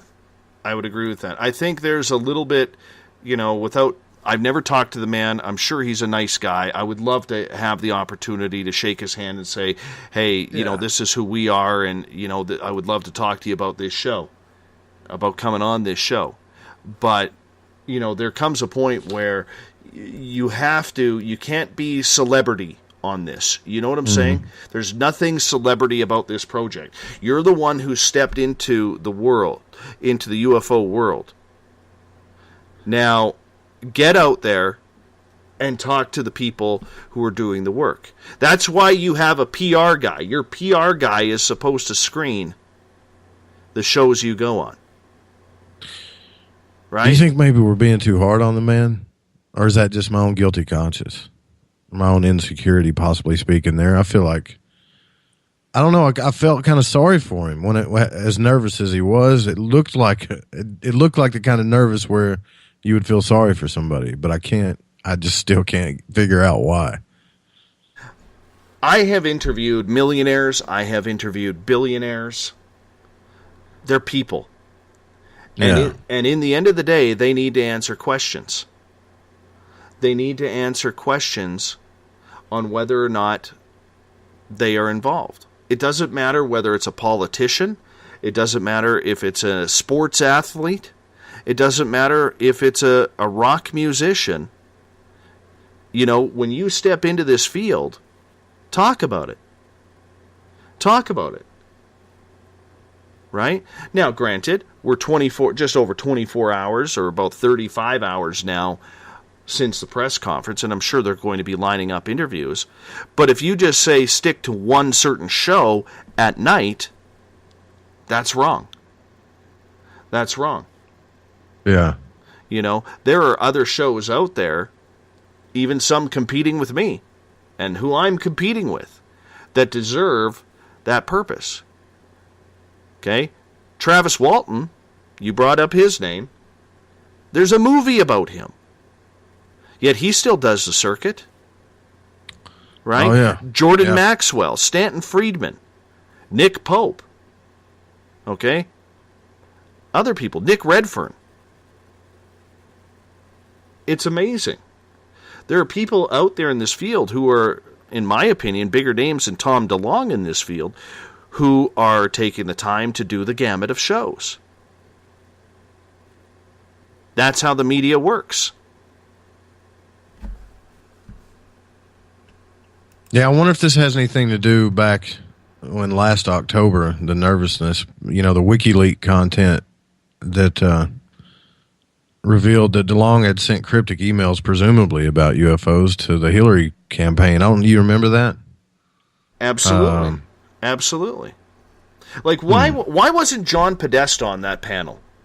That's what I'm curious about. I would like to know why John Podesta wasn't on that panel. And don't give me this pedophilia garbage that hasn't been proven, okay, that it's just namesake. Okay, the fearmongers will go crazy over that, but nothing has been proven. All right? Right now it's a bunch of rumor and conjecture and fake news. But, I mean, Tom had his emails leaked on WikiLeaks to John Podesta in regards to UFOs and UFOs specifically. When you look at the lineup that he got, and considering Podesta really doesn't have a FaceTime type job anymore, since he's no longer in the White House helping Barack Obama and Hillary didn't win, yet he's still a lover of the UFO scene. You know, where was he? Where is his notoriety on this? Would have been perfect. Here's the guy who leaves the White House saying, I couldn't get the UFO disclosure. I apologize. And he's nowhere to be seen. Now, maybe he didn't have time. You know? Maybe. Well, surely they're not putting it on the back burner. I mean, they're not looking them in the eye and saying, well, that's just not important right now. Because that's far from the truth. They want us to work. What they want us to focus on is asteroids right now. You're going to see that too. Because I'm a little bit of a mystic, and I think that Edgar Casey's predictions were right, and he predicted that the government would focus on asteroids, and we just had one fly by us, and they NASA tried to test their defense systems out on it, and they're going to do it again in 2022. And then he said aliens would be the next thing that they would try to, quote, protect us from. And everything he said has come to pass so far. That's kind of weird. I prefer Madame Cleo. Right on. I get it. I'm not a big guy when it comes to stuff like that. Yeah, I know. You know? Not a big guy when it comes to that. I am, though. I mean, I've read the dude's books and checked into, and I'm not into every person that calls himself a psychic for sure, but there's plenty of research if anybody wants to research Edgar Casey's findings and try to prove him wrong on his predictions. I'd be more than happy to talk to him. Well, that's where you and me will disagree. We always disagree, Dave. I know, but you got great hair, and that's all that matters. You do. I don't know that we're seeing. I mean, what do you think? I mean, I think we might be being a little hard on the dude. You know. Well, right absolutely. But you know what? You stepped into the forefront. Yeah. Okay? You stepped into the forefront. You're the one. Tom DeLonge is the one who stepped up to the podium and spoke. You're right, man. He is the one the last 2 years where it was all about, he put his music career on hold to go disclosure, disclosure, disclosure. He is the one who gave all of his information to George Knapp. Well, maybe not all of it, but a lot of it. Probably used Knapp as some sort of, media venting mechanism to see what he should and should not say, what should go public and what shouldn't. All right? He is the one who absolutely 100% wanted to be the face of disclosure. And he stepped up to the podium, talked about a man from some agency saying, "Where did you get that information from?" And then failed in his website to put anything about UFOs on there. But hey, we need your money. There's plenty of money. There was plenty of money sitting behind that dude. He should have okay, I'm seeing now common shares are $5, but you have to make a minimum $200 investment.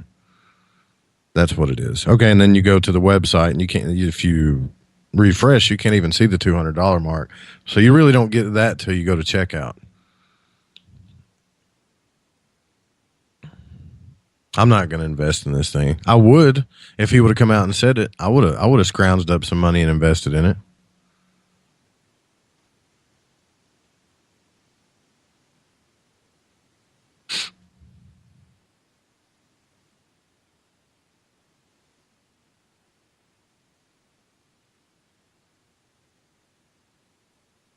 Did I lose you, Dave?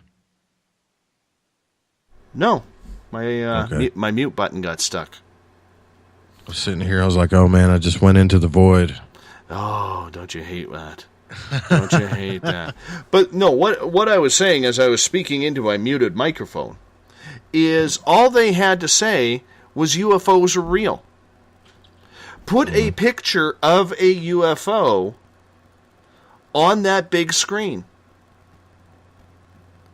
during your press conference. Tell us, Mr.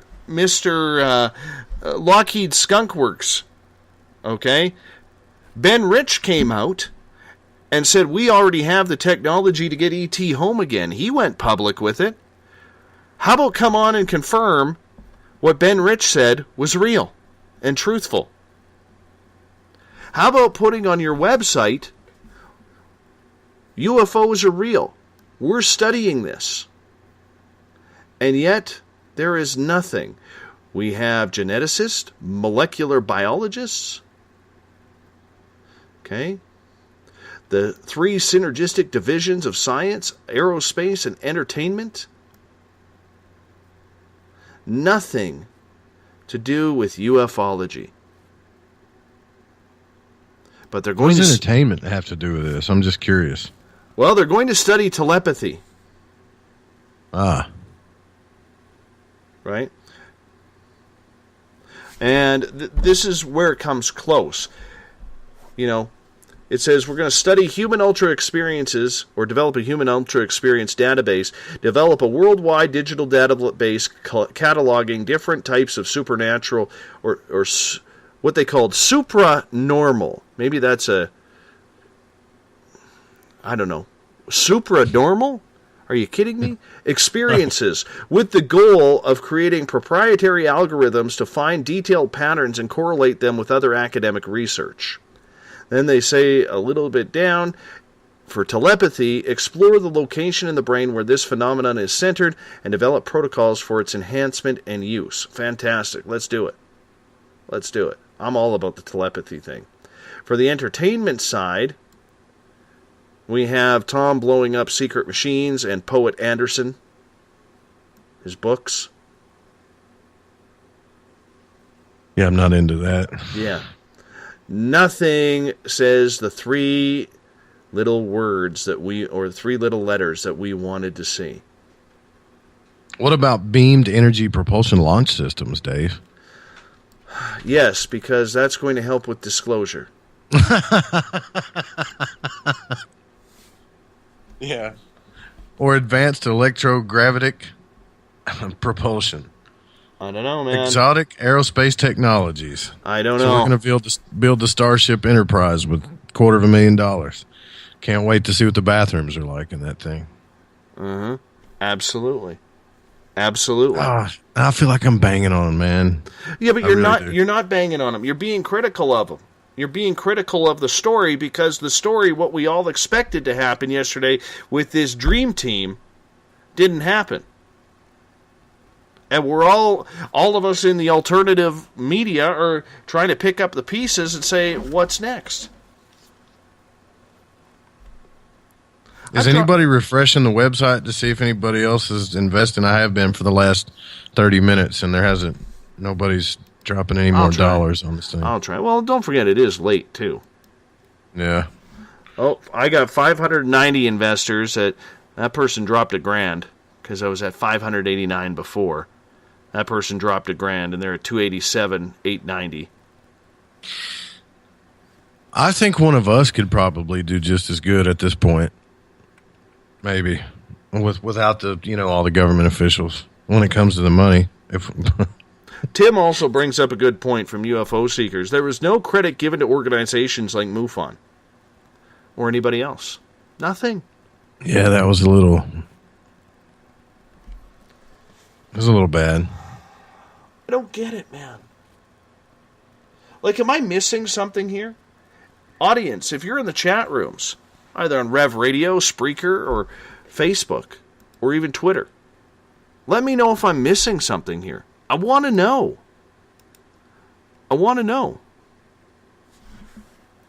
By the way, Mr. A-Hole Skeptic at #SpacedOutRadio says Edgar Casey predicted the second coming of Christ around 2000-2001. He missed that one. Thank you. Well, it took you long enough. Edgar Casey predicts the Earth's magnetic poles would shift in 1998. Didn't happen. How do we know they haven't? Come on. How do we know they haven't? The damn thing's wobbling already enough. We got holes falling out of poles right now. You can't even go down there. Government won't let you. Everybody's talking about frequencies and all this stuff. These people that predict this stuff, they ain't all 100% accurate. I mean, look at Ray Kurzweil. 80% accurate on technology. He's doing pretty good. I'd listen to him.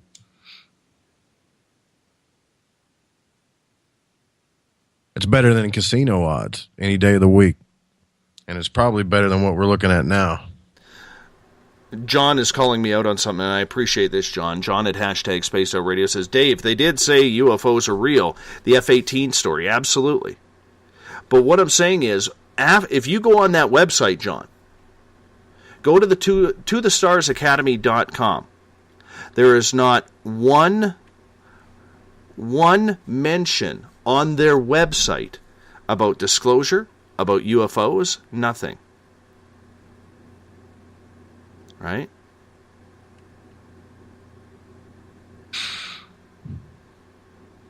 Well, maybe they'll do it tomorrow. You never know. You never know. Right after the morning coffee. It'll be all over the news. Oh, by the way, since we haven't reached $500,000 yet, we are going to study ufology, and we're going to give you some disclosure. I agree. Watch that happen. Might as well, man. You just might as well. I just had this dude on Twitter trying to invite my hashtag Spaced Out Radio audience to another show that I compete with. That's crazy. Why would you do that? I don't know. Why would you do that? At CatCreep1. Just curious. I'll give you the attention you're looking for. No, I probably know what show it is. I could. It doesn't matter. Doesn't matter. I just think that's funny. Yeah, because I send my listeners over to their chat rooms and say, "Hey, come on over there. Come on over. Come on over and visit with us. You don't need that one. Come on over." There's some sketchy stuff going on, huh? Everybody's got to get a little sketchy every now and then. Oh, I just shake my head sometimes. Shake my head. As long as Skeptic is back at hashtag Spaced Out Radio and being as miserable as ever, that makes me happy. Is that the same dude that was bagging on us last time I was on the show? No, oh yeah, absolutely. Yeah, his snark is top quality. Top quality snark. I really appreciate it, actually. Anything you practice, you'll get good at. Michelle is like, "Dave, you don't do that." No, I don't.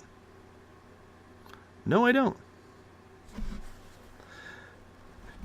John's like, "Yeah, Dave, they do need to put this on their website, but they are saying it." Absolutely, they're saying it.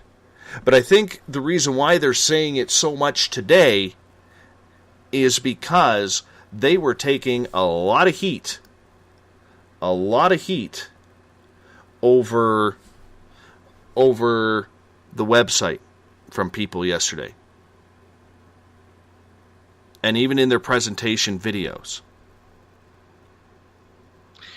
I think Vinny's got a good... well, what do you think about this? She says, "Why do you need disclosure so bad? That baffles me. It's all around you." I agree. I don't need it personally. I really don't need it personally. Okay? Because I know what's happened to me.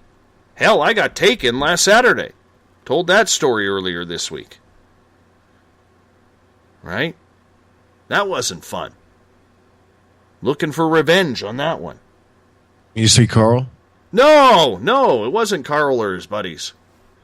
No, not very happy about that. At this point, you're going to have to put Carl in the spectator category because he definitely doesn't have your back. Well, you know what? I'm going to have a very, very serious talk with Carl. Because I'm still pissed off about that. But as far as disclosure, I don't need it because I believe it's already here for myself. But the main thing is to try and get it into the mainstream. And to put the pressure on the government to say, yeah, we know about this. We're here. All right. Joe Roop, thank you so much for coming in on hour number 3 after our technical difficulties on the phone with Jeffrey Boyd. Really do appreciate you bailing me out. Anytime. Absolutely. You have fun? Oh, yeah. I always have fun on this show. Excellent. Love the crowd. Appreciate it. You hold on, my friend. I'm going to wrap this thing up. We got Mr. Ron Bumblefoot THAL rocking in the background. Bumblefoot is the official music of Spaced Out Radio, rocking us in and out of every single show.